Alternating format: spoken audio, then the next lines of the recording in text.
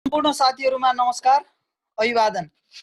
सदा झैं आज पनि हामी हाम्रो नियमित कार्यक्रम स्कुल अफ मार्क्सिजमको नाममा तपाईहरु बीच उपस्थित भएको छौं। आज चाहिँ हामीले मार्क्सवादी साहित्य र संस्कृतिको बारेमा र यसको विभिन्न आयामको बारेमा छलफल गर्दै छौं। आज हाम्रो वक्ताको रूपमा हाम्रो निमन्त्रणालाई स्वीकार गरेर आउनु भएको छ।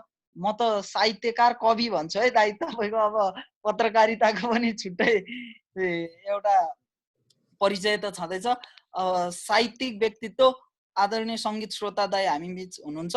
उहाँलाई सर्वप्रथम त स्वागत गर्न चाहन्छु। स्वागत छ दाइ हाम्रो कार्यक्रममा।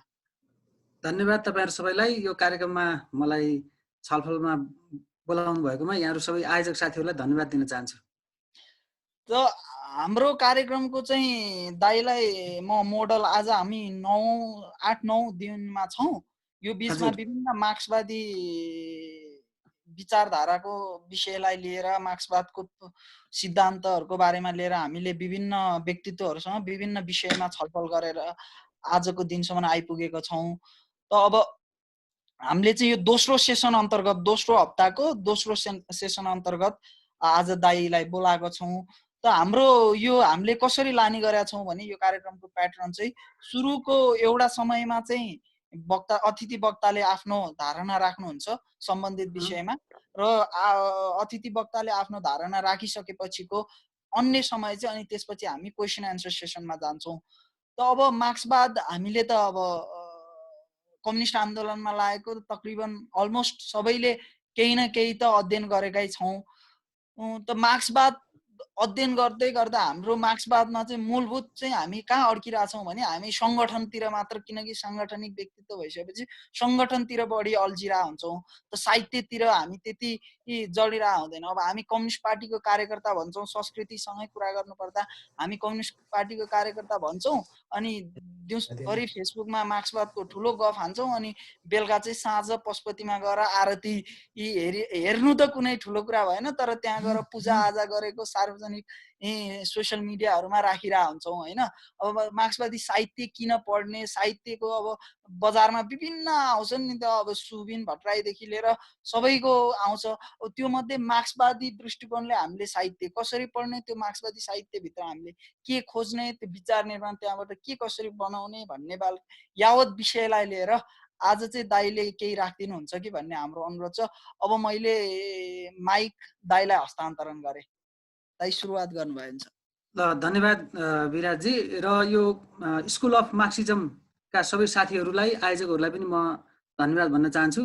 तपाईहरुले यो कार्यक्रम धेरै अगाडि बढाइसक्नु भएको रहेछ, धेरै छलफलहरु यहाँ भइसकेको पनि रहेछ।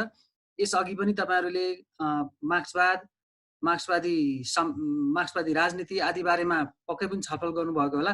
त्यसकारण तपाईहरुले एक चरण चाहिँ पारै गरिसक्नु भएको, त्यसको लागि तपाईहरुलाई एकदम बधाई शुभकामना पनि छ।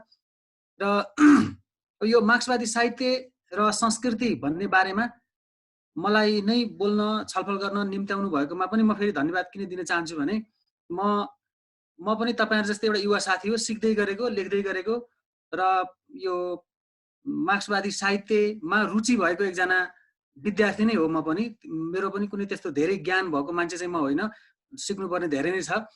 र यो जुन टपिक तपाईहरुले दिनुभयो, मैले यो हिजो टपिक थाहा पाएपछि सुरुमा त यो धेरै नै भेग विषय भयो भन्ने मलाई लागेको। अहिले पनि मलाई के लाग्छ भने मार्क्सवादी साहित्य र संस्कृति भन्ने विषय बिल्कुल यो ठुलो यो 8-10 दिनको सेमिनारमा पनि कुरा नहुने, किनभने 100औं वर्षको यो विरासत, 100औं वर्षका बहसहरु, विवादहरु, लामा चाहिँ बहसका श्रृंखलाहरु यो मार्क्सवादी साहित्य र संस्कृतिले पार गरिसकेको छ। त्यसलाई एउटै एकै दिनको 1-1 घण्टाको छलफलमा चर्चा गर्नु कठिन काम हो। यद्यपि मैले आज 3वटा विषयमा, 3वटा प्रश्नमा यो छलफललाई अघि बढाउने खोजेको छु। एउटा त मार्क्सवादी साहित्य र संस्कृति भनेकै के हो, पहिलो प्रश्न। दोस्रो प्रश्न चाहिँ साहित्यले कसरी राजनीति गर्छ त, र तेस्रो प्रश्न चाहिँ आजको नेपाली साहित्य कस्तो छ। हामीले यो सैद्धान्तिक कुरा गरिसकेपछि आजको साहित्यको बारेमा पनि छलफल गर्यौं भने हामीलाई धेरै कुरा बुझ्न सहज हुन्छ भन्ने लागेर मैले तेस्रो प्रश्नमा चाहिँ आजको नेपाली साहित्य कस्तो छ भन्ने बारेमा पनि सामान्य सैद्धान्तिक केही कुराहरू राख्नेछु। त्यसपछि साथीहरुका जिज्ञासाहरुमा छलफल हामीले गर्नेछौं।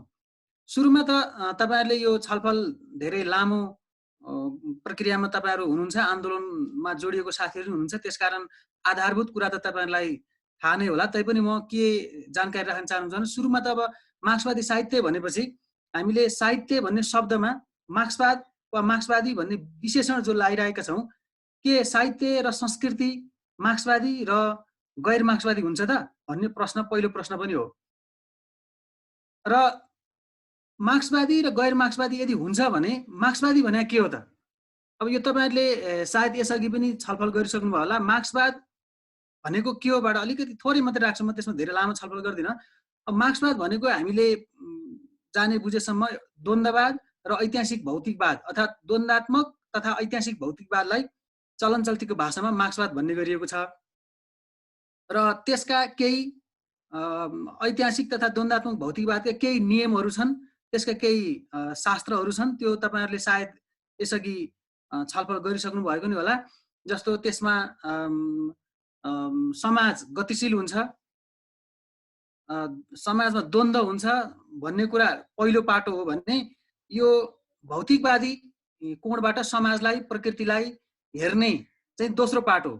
जस्तो प्रकृति र समाज दुई विपरीत तत्त्वहरूको द्वन्द्वमा गतिशील छ र यो सम्पूर्ण जगत कुनै रहस्य होइन, यो बरु भौतिक नियमहरूमा चल्छ भनेर मार्क्सवादले हामीलाई सिकाएको छ। यसबाट हामी के बुझ्छौं भने मार्क्सवाद भनेको एकाकी भएर हेर्ने दृष्टिकोण चाहिँ मार्क्सवादी दृष्टिकोण होइन, बरु यसले द्वन्द्ववादी भएर तपाई हामीलाई सोच्न सिकाउँछ। त्यस्तै समाज र इतिहासका सबै वस्तु वा घटनाहरू भौतिकवादी दृष्टिकोणबाट हेर्न सकिन्छ, ती कुनै रहस्य होइनन् भन्ने पनि यसले सिकाउँछ। यो मार्क्सवादको एकदम फन्डामेन्टल आधारभूत कुरा हो। भनेपछि अब हामीले साहित्यलाई हेर्ने दृष्टिकोण पनि त्यही दृष्टिकोणबाट हामीले साहित्यलाई हेर्यौं या अध्ययन गर्यौं भने त्यसलाई मार्क्सवादी दृष्टि भन्न सकिन्छ। र मार्क्सवादी साहित्यको कुरा त हामीले कार्ल मार्क्स, एंगेल्सले जुन कम्युनिस्ट मेनिफेस्टोदेखि पुँजीदेखि सुरु गर्नुभयो आधारभूत रचनाका रूपमा, र त्यहाँदेखि यताको यो 150-200 वर्षको जुन दौरानमा हामीले यो मार्क्सवादी साहित्यका ठूलो श्रृङ्खलाहरू चाहिँ पार गरेका छौं। र त्यसमा चाहिँ कार्ल मार्क्स र एंगेल्स एउटा सुरुवाती चरणका विद्वानहरू दार्शनिकहरू भए पनि मार्क्सवादको मुख्य पक्ष भनेकै के हो भने यो निरन्तर विकासशील र निरन्तर गतिशील छ यो आफै पनि, र त्यो एउटा श्रृङ्खलामा छ भनेर पनि बुझ्नु जरुरी छ। त्यसमा चाहिँ मार्क्स, लेनिन, त्यसपछि अब यो हामी अलि कला साहित्य संस्कृतिको कुरा गर्दै जाँदाखेरि ग्राम्सी, रोजा, त्यसपछि माओ त्से-तुङ र चे गुएभारा लगायत धेरै ठुलठुला विद्वानहरू, सिद्धान्तकारहरू, राजनेताहरूको पनि त्यसमा योगदान छ, र धेरै सयौं हजारौं बौद्धिकहरूको पनि मार्क्सवादलाई विकास गर्ने क्रममा योगदान छ। र मैले मार्क्सवादको बारेमा यति राखेपछि अब मार्क्सवादी साहित्य र संस्कृति भनेको के हो त भन्ने जुन प्रश्न छ त्यसमा म अलिकति छलफल राख्न चाहन्छु। अब मार्क्सवादको एउटा जुन फन्डामेन्टल कुराहरू छ त्यसको त्यो दृष्टिकोणबाट हामीले साहित्यलाई अध्ययन गर्छौं। जस्तो कार्ल मार्क्सले आफ्नो समयका धेरै ठुलठुला साहित्यकारहरूको बारेमा टिप्पणी गर्नुभएको छ, आफूभन्दा अगाडिको समयको पनि। उहाँले गरेको मुख्य देन के हो भने यो साहित्यको क्षेत्रमा साहित्यलाई हामीले भौतिकवादी भएर द्वन्द्ववादी भएर हेर्नु पर्यो। त्यो भनेको जस्तो आफ्नो समयमा कोही पनि मान्छे, कुनै पनि लेखकले लेखेको साहित्यलाई हामीले त्यो समयमा त्यही साहित्यकारले जे लेख्यो त्यो त्यति नै बेला लेखेको भए पनि त्यसले समाजलाई चाहिँ के योगदान दियो त, त्यसबाट के लिन सकिन्छ त हामीले? जस्तो उदाहरणको लागि बाल्जाकको उदाहरण कार्ल मार्क्सले दिन्छन्। बाल्जाक आफैमा एकजना राजतन्त्रवादी साहित्यकार थिए, उपन्यासकार थिए, तर उनले त्यति बेलाको समाजको यथार्थलाई, त्यति बेलाको समाजको द्वन्द्वलाई वा गतिशीलतालाई आफ्नो साहित्यमा प्रकट गरेका छन् अथवा प्रतिबिम्बित गरेका छन्। त्यसकारण त्यो साहित्य त्यहाँ भित्रको गतिशीलता, त्यहाँ भित्रको द्वन्द्व र समाजभित्र भएको जुन अन्तर्विरोधहरू छ त्यसलाई अध्ययन गर्न हामीले कुनै मार्क्सवादी नभएको साहित्यकारलाई पनि मार्क्सवादी दृष्टिकोणबाट चाहिँ हेर्न सक्छौं। त्यो साहित्य आफैमा मार्क्सवादी नहुन सक्छ अथवा त्यो साहित्यकार आफैमा भौतिकवादी नहुन सक्छ। उदाहरणका लागि मार्क्सले बाल्जाकलाई अगाडि सार्नुभयो, तर हामी नेपालको प्रसङ्ग ल्याउँदाखेरि हामीले हाम्रो भानुभक्त होला या त्यसपछिको लेखनाथ पौडेल होला वा देवकोटा होला, जो आफैमा मार्क्सवादी पनि होइनन् र कतिपय अर्थमा देवकोटा त प्रगतिशील साहित्यकारै हुन्, तर भानुभक्त वा लेखनाथ पौडेल उनीहरू पुरातनपन्थी विचार राख्थे र अझ खास गरी भन्ने हो भने रामभक्ति धारामा लेख्ने कवि हुन् भानुभक्त र पछिल्लो समयमा शास्त्रीय धारामा लेख्ने कविता लेख्ने लेखनाथ पौडेल हुन्। तर लेखनाथ पौडेलका कविता हामीले हेर्ने भने के थाहा पाउन सक्छौँ भने त्यति बेला नेपाली समाजमा पुँजीवाद कसरी प्रवेश गरिरहेको थियो अथवा शासकहरूको बीचमा चाहिँ पुँजीवादी प्रवृत्तिहरू पनि कसरी थिए त राणाहरूको बीचमा भन्ने कुरा चाहिँ लेखनाथ पौडेलको कवितामा पनि फेला पर्न सक्छ। किन उनले त्यसको पैरवी गरेका छैनन् पुँजीवादको वा लोकतन्त्रको, तर उनका कवितामा ती छिटपुटहरू देखिन्छन्। उनले चाहिँ पुँजीवादको आलोचना गर्नलाई धन नै खोज्ने, धनलाई नै सकथोक ठान्ने प्रवृत्तिको आलोचना गर्दै लेखेको पाइन्छ। यसरी हामीले एउटा दृष्टिकोण राखेर मार्क्सवादी दृष्टिकोणबाट चाहिँ गैर मार्क्सवादी साहित्यकारहरू साहित्य इतिहासलाई पनि हेर्न सक्छौँ। यो एउटा कुरा हो। अब अर्को हामीले मैले सुरुमा पनि भने यो अलिक भेग विषय हो, संस्कृति पनि हामीले सँगसँगै जोडेका छौँ। म संस्कृतिको बारेमा आज धेरै चर्चा गर्दिनँ, तर थोरै केही राख्छु कि संस्कृति भनेको साहित्यभन्दा पनि अझ विस्तारित, अझ गम्भीर विषय हो। र अब साहित्य कलालाई हामीले अझ संस्कृतिभित्रै राख्ने चलन पनि छ। अब नेपालमा त अब सांस्कृतिक सङ्गठनहरू भनेर हामीले चाहिँ साहित्यिक सङ्गठनहरूलाई पनि बुझ्ने चलन छ। संस्कृतिभित्र त धेरै चिजहरू, रीति रिवाज, चाल चलन, होइन, मान्छेहरूका दैनिक जीवनशैलीका धेरै कुराहरू चाहिँ संस्कृतिभित्र हामी राख्न सक्छौँ। त्यो त्यसकारण त्यसको चर्चा साहित्यभन्दा पनि अझ विस्तारमा हामीले गर्नुपर्ने हुन्छ। र परिभाषाको रूपमा भन्ने हो भने चाहिँ संस्कृति मानव निर्मित दोस्रो प्रकृति हो भनेर गोर्कीले भनेका छन् र धेरैले पनि यो कुरा दोहोऱ्याएका छन्। प्रकृति भनेको जे छ त्यही जस्तो छ त्यस्तै प्रकृति भयो, तर संस्कृति भनेको मान्छेले निर्माण गरेको हुन्छ। र संस्कृतिका खास गरी दुईटा पाटा हुन्छन्। एउटा पाटो भौतिक पक्ष र अर्को चाहिँ आत्मिक पक्ष। जस्तो भनौँ न, घरहरू, मन्दिरहरू, ठुल्ठुला भवनहरू, बाटो घाटो, यो पनि संस्कृतिभित्रै पर्छ, भौतिक संस्कृतिभित्र पर्छ। मान्छेले निर्माण गरेका पुल पुलेसा होलान्, धारा पँधेरा कुवाहरू होलान्, वा मान्छेले आफ्नो संस्कृतिको रूपमा धेरै चिजहरू आफ्ना हातबाट निर्माण गर्छ, त्यो एउटा संस्कृति भयो। अर्को आत्मिक संस्कृति हुन्छ। आत्मिक संस्कृति पछि सौन्दर्य चेतनाको कुरा भयो, मान्छेका विश्वासहरू भए, होइन, मान्छेले का भावनाहरू भए, ती पनि संस्कृतिको एउटा पाटो हो। र त्यो संस्कृति आफैमा हामीले फेरि छलफल गर्नुपर्ने विषय हो। तपाईँहरूले क्रमशः अर्को कुनै छलफलमा अर्को कुनै संस्कृतिविदलाई बोलाउनु भयो भने हुन्छ, वा तपाईँ हामी छलफल गर्न पनि सक्छौँ, त्यसको विस्तारमा हामी छलफल गरौँला। आज म साहित्यकै बारेमा अलिकति राख्छु। यति भनिसकेपछि दोस्रो प्रश्न, मैले तीनटा प्रश्नको कुरा गरेको थिएँ। दोस्रो प्रश्न के हो भने साहित्यले कसरी राजनीति गर्छ त? यो कुरा चाहिँ निकै गम्भीर विषय पनि हो र एकदमै छलफल गर्नुपर्ने विषय पनि हो। नेपालमा र संसारैभरि साहित्य भनेको राजनीतिभन्दा बेग्लै चिज हो भनेर व्याख्या गर्ने गरिन्छ।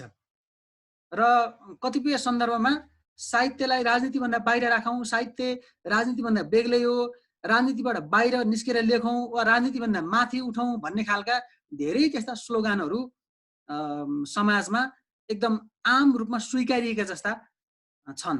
र कतिले साहित्य साहित्यका लागि भन्छन् अथवा कला कलाका लागि भन्छन्। के त्यो सत्य हो त? के साहित्य र राजनीति बेग्ला बेग्लै चिज हुन् त? होइनन्। यो साहित्य र राजनीति बेग्लै हुन् भन्ने मतमा नै एउटा ठुलो राजनीति लुकेको छ। भारतका एकजना कवि छन्, प्रसिद्ध कवि गोरख पाण्डे, उनको एउटा कविता छ। त्यो कविताको एक अंश म तपाईँहरू बीच राख्न चाहन्छु। उनले भन्छन्, रोटी रोटीका लागि हो, खानाका लागि होइन। रोटी रोटीका लागि हो, खानाका लागि होइन।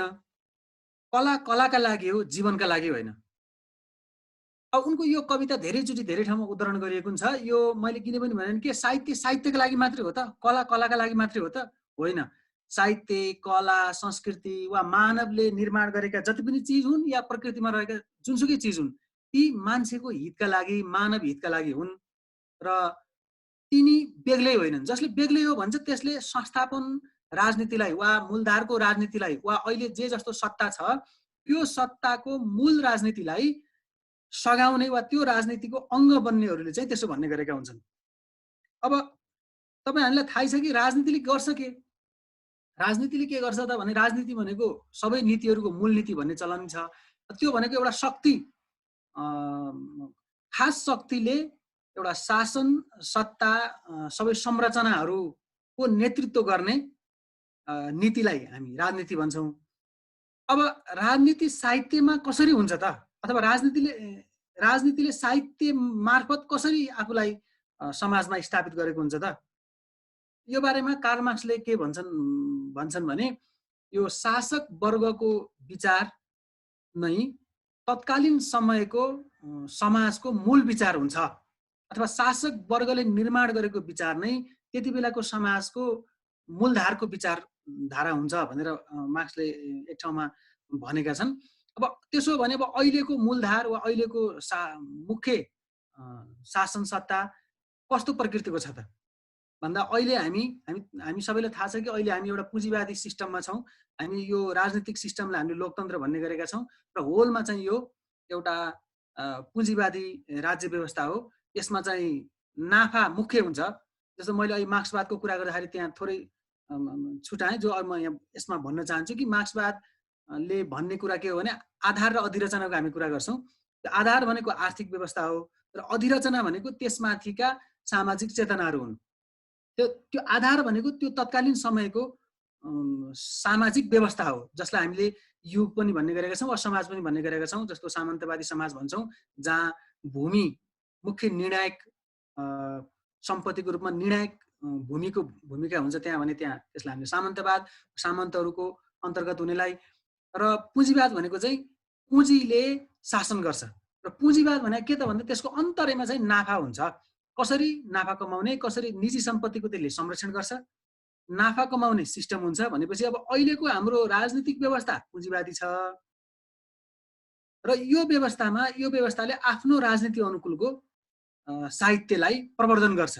त्यो भनेको बजारवाद छ, उपभोक्तावाद छ, हरेक चिजलाई उसले मालका रूपमा बेच्न चाहन्छ, चाहे त्यो साहित्यलाई होस्, चाहे त्यो कलाका अरू कुनै विधालाई होस् या कुनै पनि वस्तुलाई होस्, त्यसले उसलाई साहित्यलाई पनि एउटा माल ठान्छ। र यसका केही प्रवृत्तिहरू छन्, त्यो जस्तो पपुलिजम पनि एउटा यसको प्रवृत्ति हो, उपभोक्तावाद यसको एउटा प्रवृत्ति हो। र यसले लेखकहरूलाई के गर्छ भने कसरी लोकप्रिय हुने त, कसरी पपुलर हुने, कसरी बिकाउ लेखक हुने, कसरी लेखबाट, किताबबाट, कविताबाट वा कलाका यी जति पनि विधाहरू छन् तीबाट कसरी कमाउने भन्ने कुरालाई चाहिँ मुख्य बनाइदिन्छ। र त्यसका लागि नेपालमा त धेरै ठुलो त्यस्तो अभ्यास हुन पाएको छैन, तैपनि त्यसका प्रवृत्तिहरू अहिले हाम्रो खास गरी गणतन्त्र स्थापना यता चाहिँ अलि बढ्दै गएका छन्। त्यो भनेको के भने लेखकहरू एउटा सामग्रीहरू उत्पादन गर्दा पनि त्यो बिक्री हुन्छ कि हुन्न, वा पाठक धेरै हुन्छन् कि हुन्नन्, वा धेरै मान्छेले मन पराउँछन् कि पराउनन् भनेर लेख्ने, त्यसलाई हामी एउटा उदाहरणको रूपमा अहिले विराजले भने जस्तो फेसबुकहरूमा, ट्विटरहरूमा हामी त्यस्तो चिज लेख्न वा त्यस्तो चिज पोस्ट गर्न चाहन्छौँ जसमा धेरै लाइक आउन्। त्यसमा त कमाइको त कुरा छैन, त्यो पपुलिजम मात्रै हो। कमाउने त त्यो फेसबुकको चाहिँ जुकरबर्गले कमाउँछ, हामीले कमाउँदैनौँ। तर त्यो एउटा त्यस्तो प्लेटफर्मका रूपमा छ जहाँ चाहिँ थुप्रै युवाहरू चाहिँ त्यो लोकप्रियतावादको शिकार भएको वा उपभोक्तावादको शिकार भएको देखिन्छ। लाइक गर्ने बेलामा पनि धेरै ब्रान्डहरूको, धेरै माल सामानहरूको लाइक गर्ने, त्यस्ता च्यानलहरूलाई सब्सक्राइब गर्ने इत्यादि पनि त्यो देखिन्छ। अब यो सिस्टमभित्र खास पोलिटिक्स कसरी भइरहेछ त भन्ने कुरामा एक दुईवटा म अवधारणाहरू राख्न चाहन्छु। त्यो अवधारणाहरूमध्ये एउटा हो सफल कसरी हुने, लेखक सफल कसरी हुने, अथवा कस्तो लेखक सफल मानिन्छ त अहिले भनेपछि अहिले त्यस्तो लेखक सफल मानिन्छ जो बजारमा एकदम धेरै उसका किताबहरू बिक्री हुन्छन्, जसले ठुल्ठुला पुरस्कारहरू पाएको हुन्छ, जसको शासन सत्ताले वा बजार सत्ताले जसलाई सम्मान गर्छ, ती लेखकहरूलाई अहिले सफल मानिन्छ। के त्यसो भने शासन सत्ताले वा बजारले वा बजारका ठुल्ठुला प्रतिष्ठानहरूले आफ्ना विरोधीहरूलाई पनि सम्मान गर्छ त, पुरस्कृत गर्छ त, वा तिनीहरूलाई पनि प्रवर्धन गर्छ त भन्दा त गर्दैन। भारतको एकजना लेखकको एउटा अन्तर्वार्ता मैले केही समय अघि पढेको थिएँ फ्रन्टलाइन पत्रिकामा। उनलाई एकजना पत्रकारले सोधेको छ कि तपाईँ त एकदम राम्रो लेखक र सफल लेखक हुनुहुन्छ, कसरी हुनुभयो भन्ने प्रश्न छ। त्यसको प्रत्युत्तरमा उनले भन्छन्, ती तमिल लेखक हुन्, मैले अहिले नाम बिर्सेँ, पछि सम्झि तपाईँहरूलाई राख्नुला। उनले के भन्छन् भने उनले प्रत्युत्तरमा प्रति प्रश्न गर्छन् र भन्छन् म कसरी सफल, म निरन्तर रूपमा यो सत्ता, यो व्यवस्था, यो सिस्टमको आलोचक छु, म निरन्तर रूपमा यसको विरुद्धमा लेखिरहेको छु, मैले कुनै त्यस्तो पुरस्कारहरू पनि पाएको छैन, मैले कुनै ठुलो नाम पनि कमाएको छैन, म कसरी सफल भएँ। यो व्यवस्थामा सफल त्यही मान्छे मात्रै हुन्छ जो यो व्यवस्थालाई मान्छ अथवा यो व्यवस्थाको अनुकूलको काम गर्छ, त्यस्तोलाई मात्रै यो व्यवस्थाले प्रवर्धन गर्छ र सफल मान्यता दिन्छ।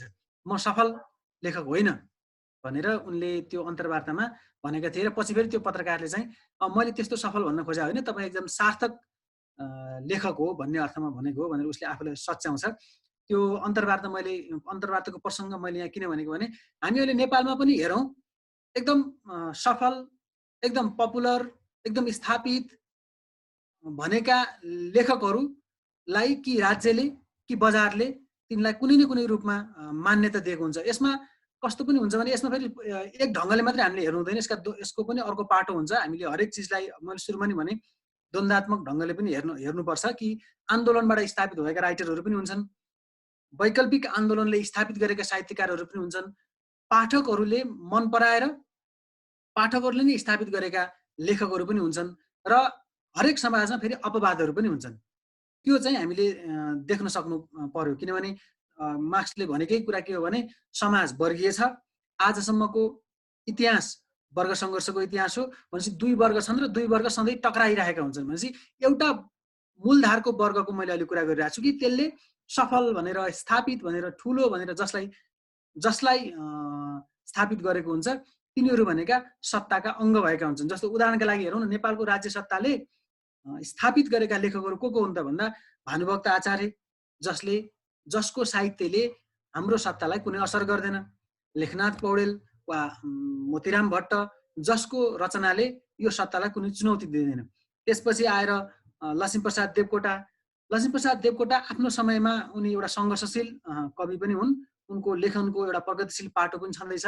तर लक्ष्मीप्रसाद देवकोटाका रचनाहरूले अब चाहिँ यो सत्तालाई कुनै चुनौती दिँदैन। त्यसकारण लक्ष्मीप्रसाद देवकोटालाई उनी जति बेला बाँचिरहेका थिए त्यति बेला त राज्य सत्ताले खासै उनलाई मान्यता दिएको वा सम्मान गरेको होइन, तर अहिलेको सत्ताले गर्छ। तर अहिलेको सत्ताको लागि उनको रचनाहरू कुनै चुनौती होइन। र त्यहाँदेखि यता आउँदाखेरि पनि हामीले एउटा ठुलो श्रृङ्खला देख्न सक्छौँ जसमा फेरि राज्य सत्ताले दमन गरेको वा मान्यता नदिएको पनि एउटा ठुलो पङ्क्ति छ।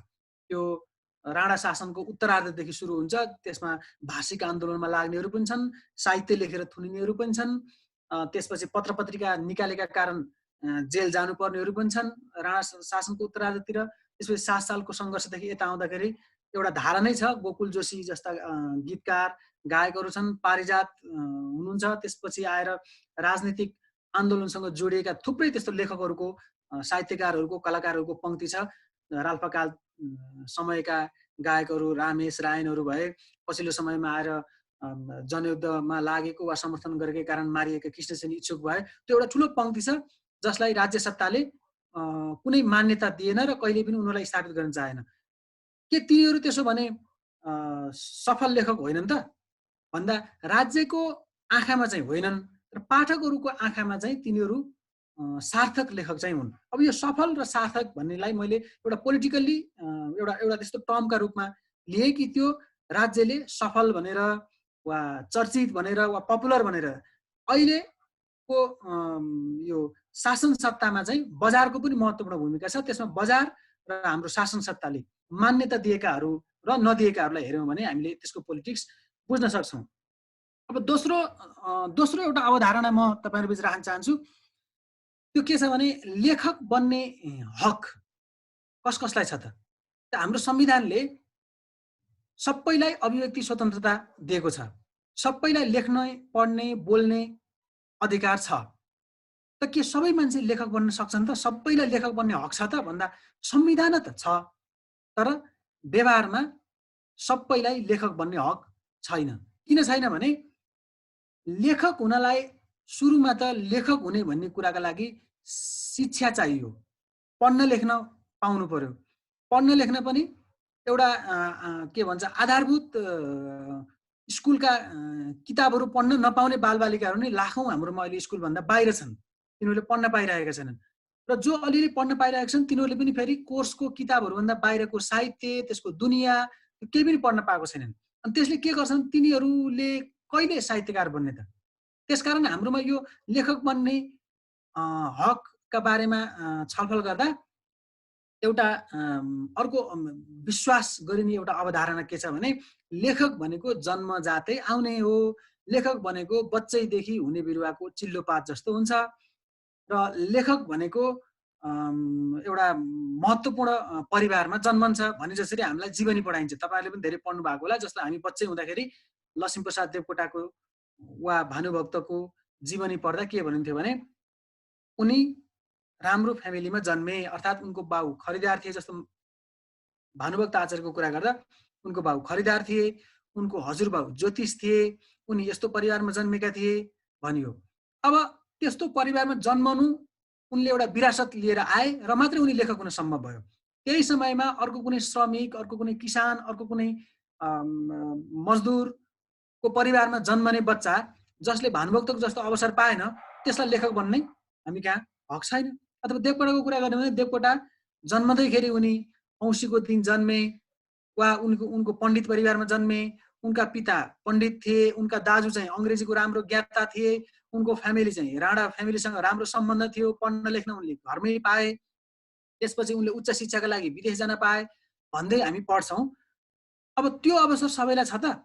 त्यो अवसर त छैन। त्यो अवसर छैन भनेको बाँकी त्यो अवसर नहुनेहरूलाई लेखक हुने हक पनि छैन भनेको।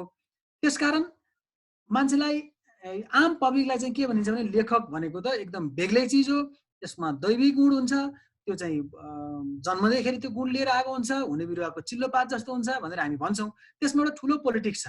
त्यो पोलिटिक्स के हो भने, बाँकी तिमीहरू लेखक बन्न लायक होइनौ, किनभने तिमीहरू हुने बिरुवाको जस्तो चिल्लोपात छैनौ, वा तिमीहरूसँग त्यो गुण छैन, तिमीहरूको फ्यामिली विरासत छैन भन्दै भन्दै बाँकी मान्छेलाई चाहिँ हतोत्साहित बनाएर, ओहो लेखक भनेको त बेग्लै चिज रहेछ, कलाकार लेखक भनेको त बच्चैदेखि त्यस्तो गुण लिएर आउनुपर्ने रहेछ भन्ने पारेर बाँकी मान्छेलाई चाहिँ त्यो अवधारणामै विश्वास गर्ने बनाएर लेखकै हुन नसक्ने, लेखक हुन सक्दैनौ कि क्या हो भन्ने त्यसले बनाएको हुन्छ। अब यो एउटा डरलाग्दो पोलिटिक्स हो भन्ने मलाई लाग्छ।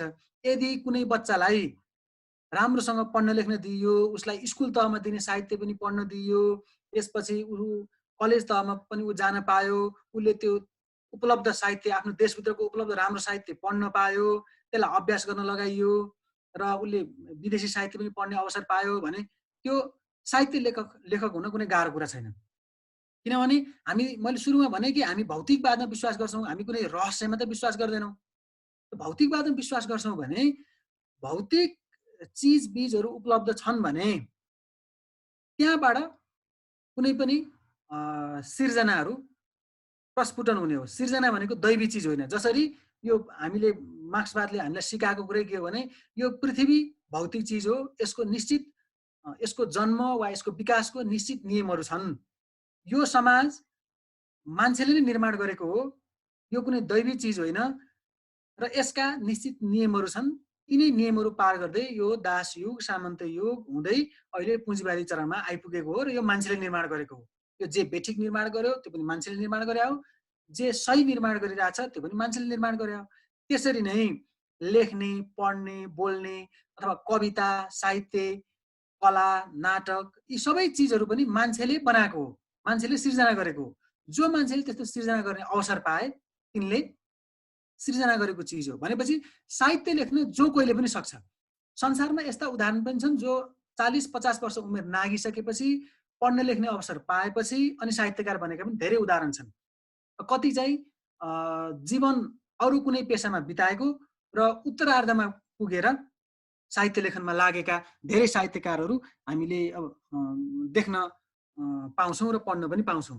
भनेपछि यो साहित्यकार हुने वा लेखक हुने हक सबैलाई त छ, तर हाम्रो सिस्टमले, हाम्रो संरचनाले वा हाम्रो अहिलेको व्यवस्थाले चाहिँ सबैलाई यो नदिएको हो। यो एउटा अर्को अवधारणाको बारेमा पनि मैले यहाँहरूसँग बिच राखेँ। र त्यस्तै अर्को छ, साहित्यमा पनि लिखित साहित्य र लोक साहित्य भनेर एउटा विभाजन गरिन्छ।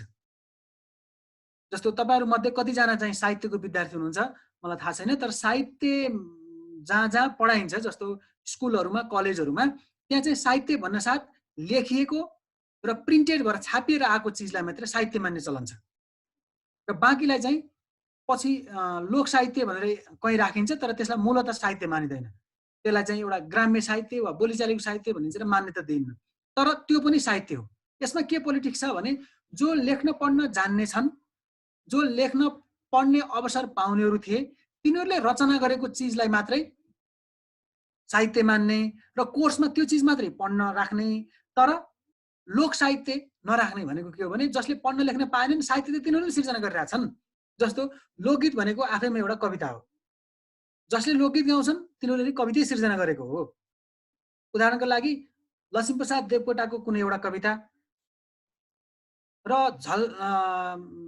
लोकगायक झलकमान गन्धर्वले गाएको कुनै एउटा गीत ती दुईटै पढ्न पाउने अवसर विद्यार्थीलाई हुनु पर्थ्यो पारिजातले एकचोटि अम्बर गुरुङले मैले लोकगीत गाउँदिनँ भनेर कतै दिएको एउटा अन्तर्वार्ताको जवाफमा पारिजातले एउटा लेख लेख्नु भएको थियो तपाईहरुले त्यो पढ्नु भएको पनि हुन सक्छ म लोकगीत गाउँदिनँ भनेर कसैले सोध्यो अमर गुरुङले पनि त्यो म गाउँदिनँ भनेर सायद लोकगीतलाई हेला गर्न खोजेका थिएनन् होला उनले तपाई लोकगीत किन गाउनुहुन्न भन्दा म चाहिँ सुगम संगीत गाउँछु आधुनिक संगीत गाउँछु म लोकगीत गाउँदिनँ भनेर उनले भन्दा चाहिँ ए लोकगीत गाउँदिनँ भनेर तपाईले चाहिँ लोकगीतलाई हेला गर्ने भनेर पारिजातले एउटा लेख लेख्नु भएको थियो र त्यहाँ उहाँले के भन्नुभएको थियो भने अमर गुरुङका सारा गीतहरू जीवनभरि सृजना गरेका सारा गीतहरू एकतिर राखौं र झलकमान गन्धर्वको हेवरै भन्ने गीत एकतिर राखौं र त्यहीबाट तुलना गरौं कि लोकगीतको महत्व कति हुन्छ र प्रभाव कति छ भन्ने तपाईले चाहिँ लोकगीतलाई चाहिँ त्यसरी अपमान नगर्नुस् भनेर उहाँले लेख लेखेपछि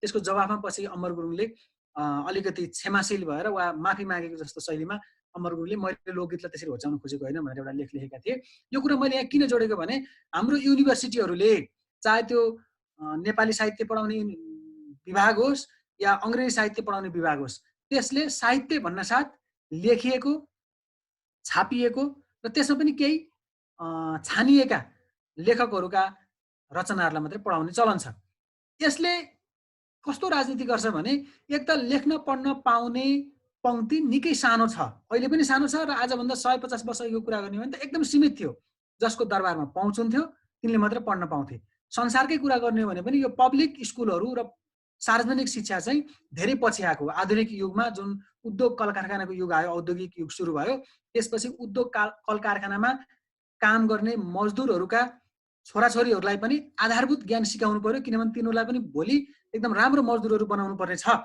भनेर स्कुल खोल्न थालिएको त्यो भन्दा अगाडि दरबारमा शासकहरुले आफ्ना सन्तानहरुलाई दरबारमै शिक्षा दिन्थे बाँकी मान्छेलाई शिक्षाको आवश्यकता नै पर्दैन भन्ने ठानिन्थ्यो र कसैलाई पनि शिक्षा दिइदैन थियो र नेपालकै हकमा कुरा गर्ने भने पनि राणाकालसम्म नेपालमा दरबारका परिवारका सदस्यहरुले पढ्न पाउँथे उनीहरुको लागि टिचरहरु घरमै राख्ने चलन पनि थियो र काठमाडौँमा एउटा दरबार हाई स्कुल भन्ने खुलेको पनि थियो जसमा दरबारका वा दरबारका वरिपरिका मान्छेहरुले मात्रै पढ्न पाउँथे गाउँ गाउँमा स्कुल कलेजहरु थिएनन् त्यो तपाईहरुले थाहा पाएकै कुरा भयो भनेपछि जब गाउँ गाउँमा स्कुल कलेजहरु छैनन् लेख्न पढ्न कसैले सिकाइएको पनि छैन बाह्रखरी कसैलाई थाहा पनि छैन किताबको अनुहार कसैले देखेको पनि छैन अनि तिनीहरुले सृजना गर्ने साहित्य के हो भन्दा लोक कथाहरु हो लोकगीतहरु हो त्यसपछि लोक कविता बेग्लै लोक कविताको विधा पनि हुन्छ लोक कविताहरु हो लोक नाटकहरु हो हैन उनीहरुले त्यस्ता थुप्रै साहित्यहरु सृजना गरेका हुन्छन्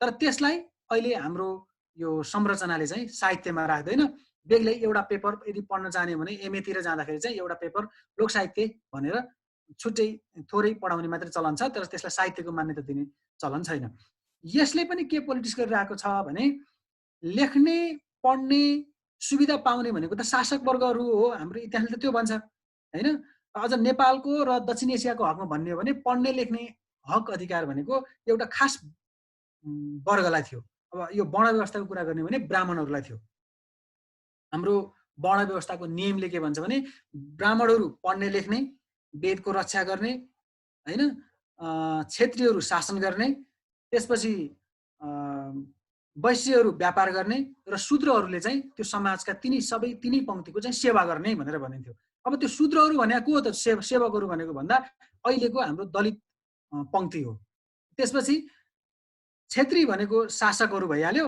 बाहुनहरुले मात्रै पढ्ने भयो त्यो कुरा अहिले केमा रिफ्लेक्ट भएको देखिन्छ, केमा प्रतिबिम्बित भएको देखिन्छ भने अहिले हामीले पढ्ने यो आधुनिक काल, यो गणतन्त्र यता वा 7 सालभन्दा यता को कुरा गर्दा थोरै छिटपुट देखिन्छ। त्योभन्दा अगाडिको कुरा गर्ने भने सबै कविहरू ब्राह्मणहरू छन् र इभन अहिलेसम्म आउँदा पनि धेरै बहुसङ्ख्यक कविहरू हामीले तपाईँहरूले आफूले सम्झेका पढेका कविहरूको नाम सम्झनुहोस्, अधिकांश ब्राह्मणहरू छन्।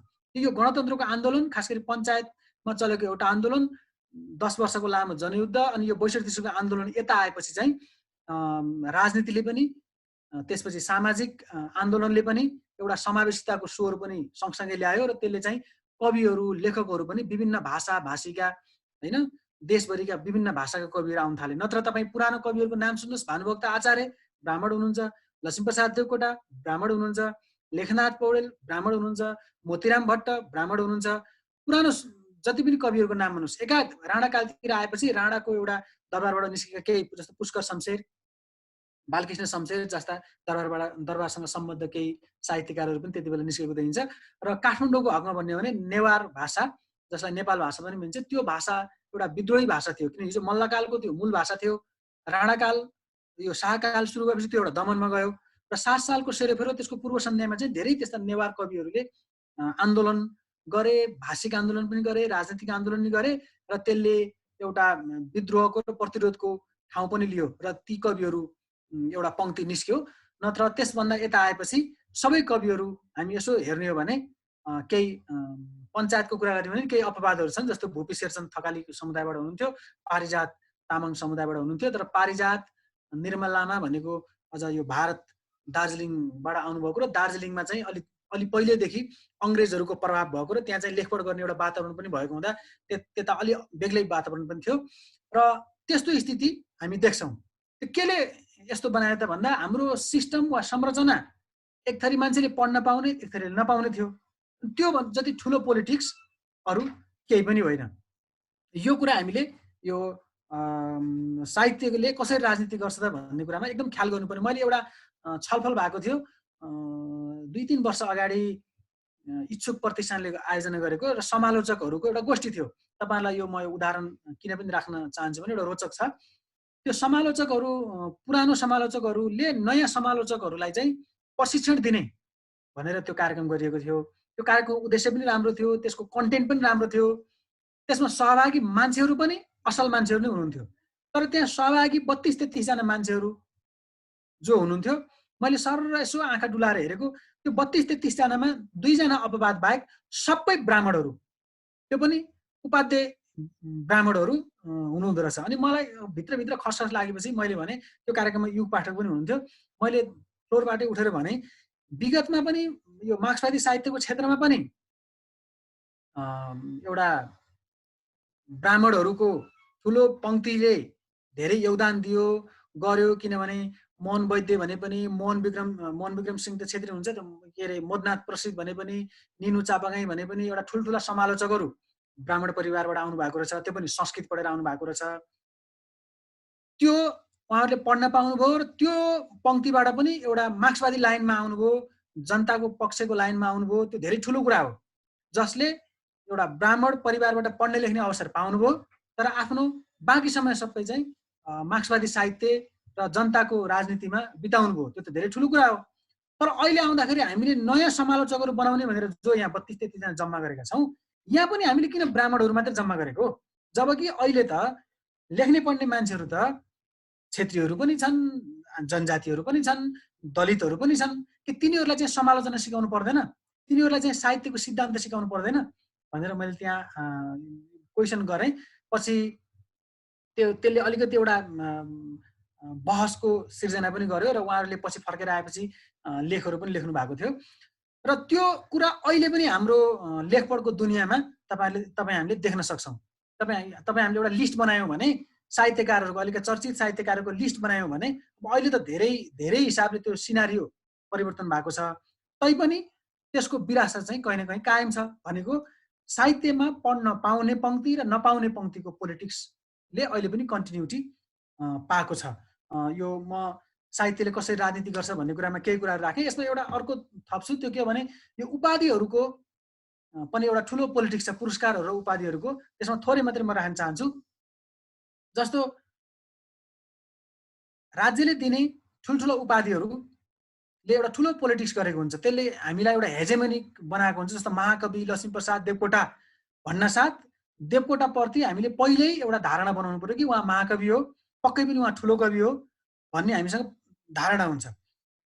त्यसै गरी अरू पनि त्यस्ता उपाधिहरू छ जसलाई दिइएको छ, ती उपाधिहरूले एउटा यस्तो पोलिटिक्स गरेको हुन्छ र सायद त्यो पोलिटिक्स गर्नलाई दिएको पनि हुन्छ। जस्तो राज्यले दिएको, महाकवि देवकोटाको त राज्यले दिएको होइन, तर कवि शिरोमणि लेखनाथ पौडेल भनेर राज्यले नै दिएर उहाँलाई रथारोहण गराइएको थियो त्रिभुवनकै पालामा। त्यसपछि राष्ट्रकवि माधव घिमिरे जो अहिले पनि हुनुहुन्छ, उहाँलाई राष्ट्रकवि भन्ने उपाधि दियो र त्यो उपाधि स्वरूप उहाँलाई चाहिँ ठुलो देशव्यापी रूपमा त्यति बेला रथारोहण पनि गराइएको थियो। विभिन्न सहरहरूमा, काठमाडौँ, पोखरा लगायत अरू सहरहरूमा पनि उहाँको रथारोहण पनि गराइयो र राष्ट्रकवि भन्ने एउटा उपाधि त्यति बेलाको राजा ज्ञानेन्द्रले उनलाई दिए र त्यस बापत उनलाई केही के भन्छ, राज्यले आफ्नो केही पारिश्रमिक पनि दिने व्यवस्था पनि गरेको थियो। त्यसले पनि एउटा यस्तो हेजेमनी बनाइदियो कि उनी राष्ट्रकवि हुन् अथवा राष्ट्रको कवि हुन् भनेर सबैले मान्नुपर्ने बनाइदियो। यथार्थमा उनका कविताहरूले पञ्चायत व्यवस्थालाई, राजतन्त्रलाई र सामन्तवादलाई सेवा गर्ने कविता उनका कविताको मूल प्रवृत्ति चाहिँ त्यो हो। तर त्यसकारण नै उनलाई त्यो उपाधि दियो र त्यो उपाधि दिइसकेपछि त्यसलाई पाठ्यक्रमहरूमा, पाठ्यपुस्तकहरूमा राखेर, तिनका कविताहरू राखेर विद्यार्थीहरू बीच पठाउने गरेपछि चाहिँ त्यसले यस्तो बनाउँछ कि मान्छेहरू त्यही पढेर हुर्कन्छन्। जस्तो हामी महेन्द्रमाला भन्ने किताबको नामै महेन्द्रमाला थियो र त्यो किताबको नाम सायद राजा महेन्द्रको नामबाट राखियो र त्यो नेपाली किताबलाई महेन्द्रमाला भनिन्थ्यो। र त्यो किताबमा पहिलो कविता कक्षा 1 देखि कक्षा 10 सम्म कम्तीमा पनि 3-4वटा कक्षामा चाहिँ पहिलो कविता माधव घिमिरेको हुन्थ्यो र केही कविता चाहिँ उनका कविता अनिवार्य रूपमा दोहोरिन्थे प्रत्येक कक्षामा। र कक्षा 9मा चाँदनी शाहको कविता हुन्थ्यो। चाँदनी शाह भनेको राजा वीरेन्द्र राजा हुँदाको रानी, उनको नाम ऐश्वर्य, तर उनको चाँदनी शाह नाममा उनले कविता लेख्थिन् र कक्षा 9को पहिलो कविता त उनकै थियो, जबकि त्यो कविता कुनै गतिलो कविता पनि थिएन। हामीलाई के पछि थाहा भयो भने चाँदनी शाह भन्दा 10औं गुणा राम्रो कविता लेख्ने कवि पारिजात हो रहेछ। तर त्यो पारिजात हो भने थाहा पाउन धेरै ठुलो राजनीतिक आन्दोलन पार गरेर आइसकेपछि र स्कुल तह पुरै पार गरेर आइसकेपछि मात्रै थाहा भयो कि पारिजातलाई किन राखिएन त भनेर। बौद्धल नआइन्जेलसम्म र अझ मलाई लाग्छ बौद्धलको पनि धेरै पछिसम्म 10-12 वर्षसम्म चाहिँ पारिजातको कुनै पनि रचना र पारिजातको कुनै पनि जीवनी कुनै पनि पुस्तक पाठ्यपुस्तकमा राखिँदैन थियो। त्यो आन्दोलन पछि मात्रै राख्न थालिएको हो। यसरी पाठ्यपुस्तक मार्फत, उपाधिहरू मार्फत अनि विधाहरू तोकेर लिखित साहित्य र लोक साहित्य मार्फत यसरी चाहिँ एउटा पोलिटिक्स साहित्य मार्फत गरिएको हुन्छ। यो मैले दोस्रो प्रश्नमा यति राखेँ।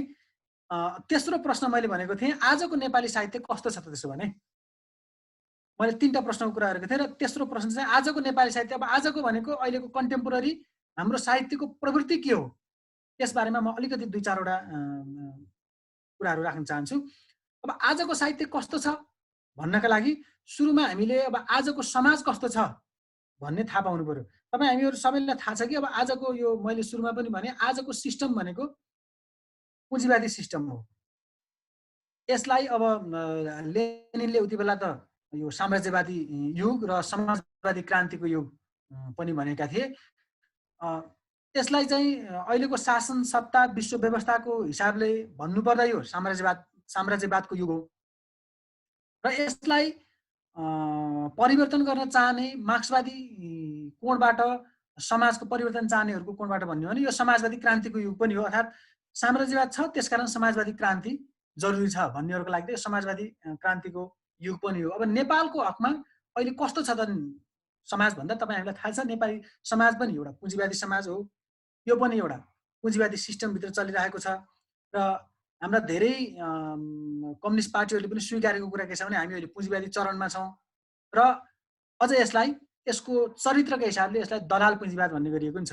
दलाल पुँजीवाद भनेको के भने पुँजीवादको पनि एउटा आदर्श, पुँजीवादको पनि एउटा प्रगतिशील पक्ष थियो कुनै बेला। जति बेला सामन्तवादलाई निषेध गर्दै यो पुँजीवाद जन्म भएको थियो त्यति बेला यसका केही कुराहरू चाहिँ प्रोग्रेसिभ थिए। जस्तो चुनिने कुरा होला हैन, मतदानबाट चुनिने कुरा भयो, त्यसपछि मजदुरहरूको स्वतन्त्रताको कुरा भयो, हैन सामन्तवादी युगमा चाहिँ खेतीपाती त्यसमा एउटा भूदास भएर बस्नुपर्ने स्थिति थियो भने अहिले स्वतन्त्र मजदुरहरू हुन पाएको थियो होला 8 घण्टा काम 8 घण्टा रोजीरोटी भने यस्ता कतिपय मजदुर आन्दोलनहरूले पनि एउटा मुक्ति दिएको थियो अहिले त त्यस्तो पुँजीवाद त छैन अहिले जसरी हुन्छ नाफा कमाउने र जसरी हुन्छ निजी सम्पत्तिहरू बढाउँदै जाने खालको जुन पुँजीवाद छ र यसलाई चाहिँ एउटा दलाल खालको सिस्टमले पनि घेराएको छ यस्तो समाजमा हामी छौँ भने यो समाजको साहित्य कस्तो हुन्छ त अब अघि मैले भनेको कुरा फेरि दोहोऱ्याउँछु आधार र अधिरचनाको कुरा गर्ने भने एउटा खास आर्थिक व्यवस्थालाई हामी आधार भन्छौँ जसलाई मैले भने पुँजीवाद हो भनेपछि त्यसको अधिरचना भनेको त साहित्य शिक्षा हैन कानुन धर्म हामीले तिनलाई चाहिँ सामाजिक चेतनाको रूपमा अधिरचनामा बुझ्छौँ भने अब त्यसको प्रभाव अथवा त्यसले निर्णायक भूमिका खेल्ने गरी हाम्रो साहित्य छ र त्यो के हो त भने मैले अघिल्लो क्वेसनमा पनि यो कुरा गरेको थिएँ बजारवाद हाबी छ एक पपुलिजम हाबी छ हैन त्यसपछि उपभोक्तावाद हाबी छ त्यसको रूप हामीले आजको साहित्यमा पनि देख्छौँ आज जुन खालको साहित्य सिर्जना भइरहेको छ त्यो तपाईहरुले पढिराख्नु भएको पनि होला त्यो साहित्यमा चाहिँ त्यस्तो प्रवृत्ति देखिन्छ जस्तो भनौं न एउटा लेखक किताब लेखिसकेपछि प्रकाशककोमा जानै पर्छ अनि प्रकाशकको उद्देश्य के हुन्छ त भने नाफा कमाउनु हुन्छ नेपालमा अहिलेसम्म अल्टरनेटिभ अथवा वैकल्पिक ढंगले पनि पुस्तकहरू प्रकाशन गर्ने लेखकहरूलाई चाहिँ एउटा मजदुरको रूपमा स्वीकार्ने प्रणालीको विकास भइसकेको छैन सबै प्रकाशकहरू पुस्तकबाट धेरैभन्दा धेरै नाफा चाहन्छन् त्यसकारण उनीहरू के चीज बिक्री हुन्छ भनेर हेर्छन् र लेखक पनि अब के चीज बिक्री हुन्छ भनेर नहेर्ने भने कुनै प्रकाशकले नस्वीकार्ने भयो त्यसरी नस्वीकारेपछि छापिँदैन नछापेपछि बजारमा जाँदैन अनि उनीहरू के धेरै बिक्री हुन्छ त भनेर लेख्ने चलन बढी भएको छ एउटा कार्यक्रममा अहिले विराजले सुबिन भट्टराईको नाम पनि लिएका थिए एउटा कार्यक्रम चलिरहेको बेलामा सुबिन भट्टराईलाई कसैले प्रश्न गरेको थियो तपाईको किताबमा यो प्रेम मात्रै हुने र त्यसमा पनि प्रेमलाई पनि अझ यौनको चर्चा बढी हुने किन गर्छ तपाईले त्यो किन त्यस्तो बढी थप्नुहुन्छ भनेर कसैले सोध्यो अनि उनले के जवाफ दियो भने हैन मेरो त्यस्तो खासै धेरै थिएन प्रकाशकलाई पढ्न दिएको थिए अलिअलि थपौं भनेर उहाँहरूले अलिअलि थप्दिनु भयो त्यो भएर अलि त्यस्तो भयो भनेर भने सबै मान्छे गलल्ल हाँसे भनेको प्रकाशकले एउटा लेखकको पाण्डुलिपि लिइसकेपछि पनि यस्तो यस्तो चीज थपौं है भनेर लेखकलाई गाइड गर्ने रहेछ र कतै प्रकाशकहरू जस्तो मेरा साथीहरू पनि थुप्रै प्रकाशकहरू हुनुहुन्छ उहाँहरू मसँग भेटेर के भन्नुहुन्छ किताब दिनु पर्यो एउटा छाप्नु पर्यो मैले भन्छु मसँग एउटा कविता संग्रह छ अनि उहाँहरू भन्नुहुन्छ हैन उपन्यास दिनुस् न नयाँ उपन्यास लेख्नु पर्यो भन्नुहुन्छ म त उपन्यास त लेखिरहेको छैन अहिले भविष्यमा लेखौँला एउटा कुरा भयो तर अहिले त लेखिरहेको छैन भन्छु अनि उहाँहरू के भन्नुहुन्छ उपन्यासको बजार छ कविता त बिक्री नै हुँदैन नि ठिकै छ तपाईको कविता छाप्नु होला तर उपन्यास लेख्नुस् न भन्छन् अनि फेरि त विधामा कविता भन्दा उपन्यास किन छाप्न चाहन्छन् एक यो पनि यसमा पनि एउटा अहिलेको हाम्रो पोलिटिक्स छ भन्ने म ठान्छु जस्तो कस्तो भने एक त कविता कम बिक्री हुन्छ भन्ने कुरा सत्य हो तर कम पढिने चाहिँ होइन कविता छोटो छरितो विधा भएको हुँदा त्यो पढ्नलाई किताब किनिराख्नु पर्दैन मान्छेहरूले फेसबुक मार्फत पढ्छन् ट्विटर मार्फत पढ्छन् अनलाइन मार्फत पढ्छन् मोबाइलमा पढ्छन् वा पसलमा गएको रहेछ भने एउटा कविताको किताब यस्तो पाना पल्टाएर पनि दुई चारवटा कविता फ्याट्टा पढेर पुस्तक पसलमै किताब छोडेर हिँड्न मिल्ने गरी पनि कविता पढ्न मिल्छ त्यसरी पनि मान्छेले पढ्छन् एफएम रेडियोहरुमा कविता गीत गजलहरू व्यापक वाचन हुनेमा कविता गीत गजलै हुन्छ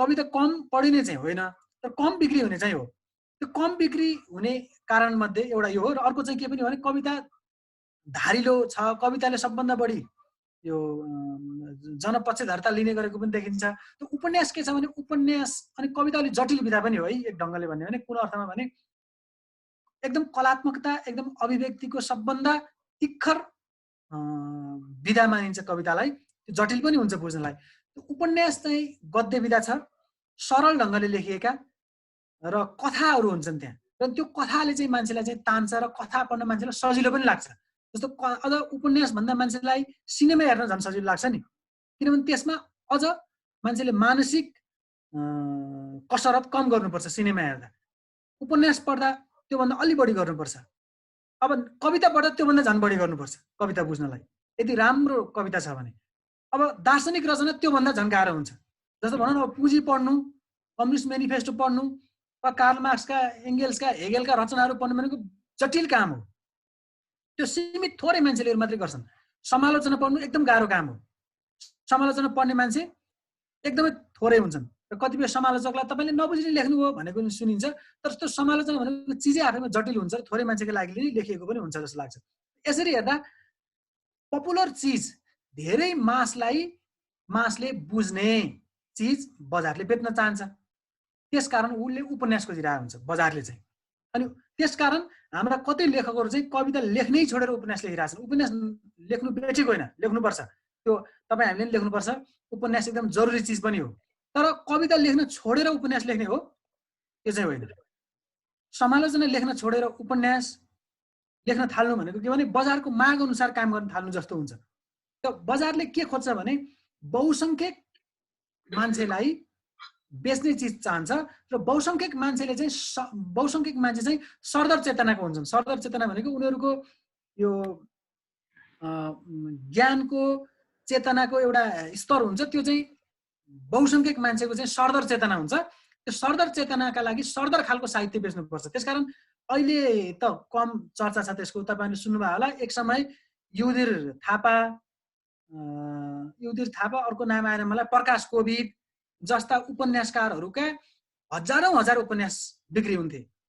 रत्न पुस्तक भण्डारका प्रकाशक हुनुहुन्छ गोविन्द प्रसाद श्रेष्ठ भन्ने, उहाँले एकचोटि मलाई भन्नुभएको थियो, बाहिर त भन्न हुँदैन तर मुना मदनभन्दा धेरै मैले युधिर थापाको किताब बेचेको छु, बाहिर भन्दा त मुना मदनै धेरै बिक्री भएको भन्नुपर्छ भन्नुहुन्थ्यो उहाँले। भनेको युधिर थापाको उपन्यास कस्तो हुन्थ्यो त भने, युधिर थापाको उपन्यास भनेको खास गरी त्यो युवाहरूलाई टार्गेट गरिएको र एकदम त्यो एक खालको पोर्नोग्राफी जस्तो हो। भर्खर 17-18 वर्षको युवाहरूलाई चाहिँ पोर्नोग्राफी बेचेको जस्तो हो। एक समय जति बेला यो अहिलेको जस्तो प्रविधि थिएन, सिनेमा थिएन, युट्युब थिएन, फेसबुक, मोबाइल केही पनि थिएन र टेलिभिजनहरू पनि थिएन। त्यो बेलामा त्यस्ता किताबहरू हातमा बिक्री हुन्थे, बजारमा बिक्री हुन्थे। किन बिक्री हुन्थे त भनेपछि त्यति बेलाको मान्छेहरूलाई त्यो आधारभूत, हाम्रो समाज चाहिँ एउटा सङ्कुचित समाज पनि हो, प्रेम यौनको मामलामा एउटा सङ्कीर्ण समाज पनि हो। अनि त्यस्तो समाजलाई चाहिँ त्यो चिजहरू बेच्नु फाइदाजनक कुरा थियो र प्रकाशकहरूले त्यस्तो बेच्थे र अहिले पनि प्रकाशकहरू त्यस्तो खोजिरहेका छन्। यो चाहिँ हाम्रो अहिलेको बजारको प्रवृत्ति हो र हाम्रो साहित्यको मूलधारमा पनि यसको प्रभाव धेरै नै छ। यसको सँगसँगै अहिले मैले भने कि प्रतिरोधी धारा, प्रगतिशील धारा र यसको अर्को समानान्तर धारा पनि सक्रिय छ, जसले चाहिँ सार्थक साहित्य लेख्छ, जसले चाहिँ बिक्रीको मतलब गर्दैन। जस्तो त्यसरी लेख्ने थुप्रै साहित्यकारहरू छन्। जस्तो विमल निभा, तपाईँले सुन्नुभएको एकजना कवि हुनुहुन्छ, उहाँ चाहिँ बजारमा के बिक्री हुन्छ भनेर लेख्नुहुन्न, उहाँले कविता लेख्नुहुन्छ, छाप्नलाई हतार गर्नुहुन्न। उहाँका कविताहरू तपाईँले खोजेर पढ्नुभयो भने उहाँको कविता साँच्ची नै एकदम राम्रो कविताहरू छ, तर कुनै पनि समीक्षकले कुनै पनि पत्रिकामा, कुनै पनि युट्युब च्यानलमा, कुनै पनि टेलिभिजन कार्यक्रममा तपाईँहरूले विमल निभा आएको देख्नुहुन्न। कान्तिपुरमा एउटा स्तम्भ लेख्नुहुन्छ उहाँले, त्यसभन्दा बाहेक उहाँको कविता 2-3 महिना अगाडि एउटा कविता सङ्ग्रह आएको पनि थियो, त्यो कविता सङ्ग्रहको पनि धेरै चर्चै भएन। किन भएन भने उहाँको कविता सङ्ग्रह बिक्री हुँदैन। बिक्री हुँदैनको अर्थ प्रकाशकलाई नाफा हुँदैन हो, अनि नाफा नहुने चिजमा प्रकाशकले लगानी गर्दैन। यसरी हाम्रो अहिलेको साहित्यको टेन्डेन्सी अथवा प्रवृत्ति चाहिँ एकदम बजारवादी, उपभोक्तावादी भएर गएको छ। मैले अहिलेलाई यति नै कुरा राखेँ। अब साथीहरूको प्रश्नहरू माथि पनि हामी छलफल गर्ने होला। 54 मिनट गइसकेछ। विराज सुन्दै हो मलाई? सुनिरहेको छु दाइ, सुन्नु भएको छ मलाई?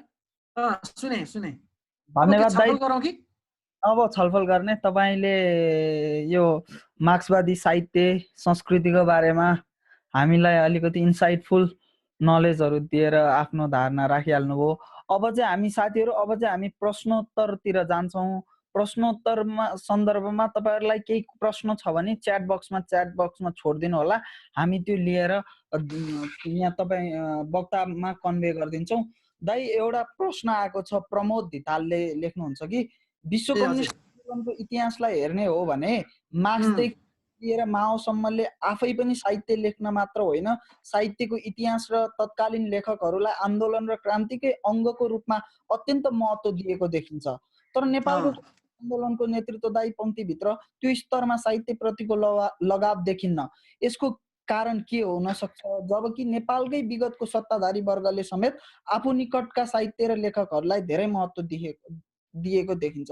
सम्भवतः उहाँले अहिलेको सत्ताधारीहरू जो साहित्यमा लगाव भएर त्यो साहित्य रचना गर्ने मान्छेहरूलाई प्राथमिकता दिनुको साटो उनीहरूलाई चाहिँ नदिने, तर हिजोको त्यो राजा महाराजाहरूले चाहिँ उनीहरूको पक्षमा लेख्दैका साहित्यकारहरूलाई, जस्तो अघि दाइले उल्लेख पनि गर्नुभयो, महाकविदेखि लिएर राष्ट्रकविको घोषणा गर्ने, उनीहरूलाई चाहिँ त्यसरी सम्मान गरिन्छ भन्ने दृष्टिकोण सहित यो राख्नु भयो होला। दाइले केही प्रस्ताइदिनु। आउँदै गरेको प्रश्नको भन्दै जाउँ। हजुर हजुर दाइ, तपाईँले भन्ने अनि यहाँ प्रश्नहरू आउँदै हुन्छ। प्रमोदजीलाई धन्यवाद। प्रमोदजी मेरो साथी पनि हुनुहुन्छ, उहाँ यहाँ सम्पर्क आउनुभयो चाहिँ खुसी लाग्यो। यो बारेमा प्रमोदजी त सायद जानकारै हुनुहुन्छ भन्ने लाग्छ कि नेपाल हामी त्यस्तो मुलुक हौँ, हाम्रोमा चाहिँ आधुनिकता पनि निकै ढिला आइपुग्यो। हाम्रोमा यो सभ्यता संस्कृतिको जुन एउटा पाश्चात्य प्रभाव हो नि, त्यस अर्थमा भन्ने भने एक ढङ्गले भन्ने भने मार्क्सिजमकै कुराहरू पनि हामीले धेरै ढिलो लिएर आइपुग्यौँ। र हाम्रोमा कम्युनिस्ट आन्दोलनै पनि बाहिरको कम्युनिस्ट आन्दोलन जस्तो बलियो चाहिँ होइन। कम्युनिस्ट पार्टी ठुला चाहिँ हुन्, यो बौद्धल कालदेखि यताको कुरा गर्दा 50 को दशकमा पनि र अहिले आउँदा पनि हाम्रोमा सरकारै पनि कम्युनिस्टको छ, 2/3 छ भनेर हामी भन्छौँ। तर हाम्रो कम्युनिस्ट आन्दोलन चाहिँ लोकप्रिय चाहिँ हो, तर दार्शनिक हिसाबले सैद्धान्तिक हिसाबले बलियो चाहिँ होइन। त्यसकारण हाम्रो नेतृत्व पनि यो के भन्छ सरदर खालको छ। इभन हामी सबै नेताहरू चाहिँ त्यस्तो होइन। जस्तो कम्युनिस्ट आन्दोलनको सुरुवाती कुरा गर्ने भने पुष्पलाल श्रेष्ठका रचनाहरू अहिले पनि हामी खोजी पढ्छौँ र अहिले पनि ती किताबहरू सान्दर्भिक छन्। पुष्पलाल श्रेष्ठ जो सफल चाहिँ होइनन्, अहिले मैले भनेको सफलताको कुरा गर्ने उनी सफल होइनन्, उनी राजनेताका रूपमा यो प्रधानमन्त्री मन्त्री कुनै पोस्टमा पुगेका होइनन्, तर उनको लेखनको एउटा सैद्धान्तिक दायरा चाहिँ सैद्धान्तिक एउटा गम्भीरता चाहिँ थियो। अर्को जस्तो मोहन विक्रम सिंह आफैमा एउटा चिन्तनशील निरन्तर लेख्ने, उहाँका साहित्यका धेरै विधामा रचनाहरू पनि छन्, नाटकहरू छ, कविताहरू छ, चिन्तनशील निबन्धहरू त उहाँका धेरै नै छन्। त्यसै गरी पञ्चायत कालकै अर्को नेता हुनुहुन्थ्यो, पछि बौद्धल कालमा बित्नुभयो, रूपलाल विश्वकर्मा। उहाँले एकदम जनशैलीमा लेखेका उहाँका थुप्रै गीतहरू त्यति बेला प्रकाशित भएका थिए, अब अहिले चाहिँ बजारमा उपलब्ध हुँदैनन्। उहाँले पनि थुप्रै गीतहरू लेख्नु भएको छ र अरू रचनाहरू पनि लेख्नु भएको छ। त अहिले झट्ट हेर्दाखेरि हामीसँग उपलब्ध भएका नेताहरू जो अहिले चाहिँ शासन सत्तामा छन्, तिनीहरूमा चाहिँ त्यस्तो देखिँदैन। यो विडम्बनाको कुरा हो। अब प्रमोदजीलाई त्यसको बारेमा थाहा नै छ। अब लेख्न त हाम्रो प्रधानमन्त्रीज्यूले हिजो राति पनि एउटा कविता लेख्नुभयो भनेर बजारमा अहिले एकदम हल्ला छ, तपाईँले सुन्नु भएको नि होला। यो उहाँको पहिलो कविता चाहिँ होइन, रुनु पर्दैन, आँसु खसाउनु पर्दैन भन्ने उहाँको कविता। उहाँले 2 वर्ष अघि मात्रै चन्द्रगिरी डाँडामा गएर पनि देशको माया छ खालको एउटा केही कविता लेख्नु भएको थियो र उहाँले लेख्नु भएको भनेर, उहाँले जेलमा लेख्नु भएको भनेर केही कविताहरू यसअघि पनि प्रकाशित हुने गर्थे। सायद कविता उहाँले लेख्नु भएकै होला जस्तो लाग्छ। त्यो कविताको जस्तो कविता उहाँले लेख्नु भएको छ त्यो हेरेर उहाँले लेखेको जस्तो लाग्छ। त्यो कविताले पनि उहाँहरूका भाषणहरूले पनि उहाँहरूको स्तर के हो भन्ने चाहिँ हामी बुझ्न सक्छौँ। यदि हामी साहित्यमा चाख राख्ने मान्छे हौँ भने चाहिँ हाम्रा नेताहरूका भाषणहरू, राजनीतिक दस्तावेजहरूले नै हाम्रा साहित्य के भन्छ नेताहरूको स्तर देखाउँछ। त्यसले के बुझाउँछ भने हाम्रो कम्युनिस्ट आन्दोलन नै कमजोर हो, पपुलर हो, पावरफुल हो, तर सबै पपुलर हुनु र सत्तामा पुग्नु मात्रै राम्रो हुनु वा असल हुनु चाहिँ होइन। त्यसरी बुझ्नुपर्छ जस्तो लाग्छ मलाई। दाइ जस्तै हाम्रो मोहन वैद्य किरणले पनि विषयमा त व्यङ्गम किताबहरू लेख्नु भएको छ होइन? हो। अब उहाँलाई चाहिँ कसरी हेर्ने त? फेरि उहाँ पनि त नेपाली राजनीतिको एउटा मियोकै नेता नै हो। यस्तो छ, यो विडम्बनाको कुरा के छ भने जो राम्रो लेख्नेहरू छन्, जो चिन्तक छन्, तिनीहरू पावर स्ट्रगलमा साबित भएनन् भनौँ, अथवा यो चलन चल्तीको जुन मूलधारको राजनीति छ त्यो राजनीतिमा चाहिँ उनीहरू टिकेनन् वा उनीहरूले चाहिँ त्यसमा आफूलाई साबित गर्न सकेनन् भन्न चाहिँ हामी सक्छौँ। तर कम्युनिस्ट आन्दोलनमा लेखकहरू नभएको चाहिँ होइन। फर्स्टम्यान चाहिँ जो फर्स्टम्यान भए तिनीहरू चाहिँ राम्रो लेखक नभए हो, त्यो चाहिँ भन्न सकिन्छ। दाइ यही सन्दर्भमा विश्वको साहित्यमा चाहिँ अब फैज अहमद फैजलाई त एउटा छुट्टै स्थानमा राखिन्छ नि त। हो उहाँलाई चाहिँ कसरी अध्ययन गर्ने यो सन्दर्भमा? जस्तै उहाँ त तत्कालीन पाकिस्तानको त्यो सरकार प्रमुखकै कि पार्टी प्रमुखकै यी प्रमुख सल्लाहकार एकदम महत्त्वपूर्ण मित्रको रूपमा उहाँले गरेका सरसल्लाहहरूले चाहिँ राज्यलाई एउटा बाटो देखाएको र त्यो शासकले चाहिँ त्यो अनुसार डिक्टेट गरेको आफ्नो राष्ट्रलाई भनेर हामीले पढ्न पाउँछौँ। कहिलेकाहीँ यो साहित्यकारहरूले नेपथ्यमा बसेर पनि समाजलाई या देशलाई अगाडि बढाउने सन्दर्भमा राजनीतिक तहमै प्रत्यक्ष रूपमा हस्तक्षेप गर्दा चाहिँ के कस्तो परिणाम आउँछ जस्तो लाग्छ? होइन यस्तो छ यो खास खास ऐतिहासिक परिस्थितिहरूमा लेखकहरूले भूमिका खेलेका संसारैभरि छन्। नेपालमा पनि त्यस्तो छ। भनौँ न, देवकोटाको मैले चर्चा गरेँ। लक्ष्मीप्रसाद देवकोटा खासमा राजनीतिज्ञ त होइनन्, तर उनी पनि मन्त्री पनि भएको थिए र त्यसमा राजा महेन्द्रकै इच्छा थियो पनि भन्ने पढ्न पाइन्छ कि डाक्टर केआई सिंह प्रधानमन्त्री हुने बेलामा लक्ष्मीप्रसाद देवकोटालाई शिक्षा मन्त्री, केआई सिंह चाहिँ धर्मराज थापालाई मन्त्री बनाउन चाहन्थे। धर्मराज थापालाई शिक्षा मन्त्री बनाउनु पर्यो भनेर लिएर गएका थिए। राजा महेन्द्रले चाहिँ लक्ष्मीप्रसाद देवकोटा पनि त तिम्रै मान्छे हो, उसलाई बनाउँदा के हुन्छ भनेर अनि देवकोटालाई चाहिँ उनले शिक्षा मन्त्री बनाएको भनिन्छ। अब यो एउटा त के छ भने यहाँ मात्रै होइन, संसारैभरि साहित्यकारहरू यो पावर शक्तिका जति पनि स्ट्रक्चरहरू हुन्छन् त्यो स्ट्रक्चरभित्र नअटेको देखिन्छ। नजिक हुने, सघाउने वा कतिपय जस्तो फर्स्टम्यान भएका मान्छेहरू मूल रूपमा साहित्यकार चाहिँ होइनन्। जो अहिले प्रमोदीले भन्नुभयो नि, कार्ल मार्क्स आफै कविता लेख्नुहुन्थ्यो, माओ आफै कविता लेख्नुहुन्थ्यो भन्नुभयो नि। माओले कविता लेख्नु भएको हो, तर माओको मूल व्यक्तित्व कवि होइन, राजनेता हो। कार्ल मार्क्सले कविता लेख्नु भएको हो, तर कार्ल मार्क्सको मूल व्यक्तित्व कविको होइन, उहाँको चाहिँ दार्शनिकको हो होइन। त्यस्तै जस्तो फैज अहमद फज होला, वा नेपालमा देवकोटा होला, वा रसियाको कुरा गर्दाखेरि गोर्की होला, उहाँहरू राजनीतिमा लाग्नु भएको हो, तर उहाँहरूको मूल व्यक्तित्व राजनीति होइन।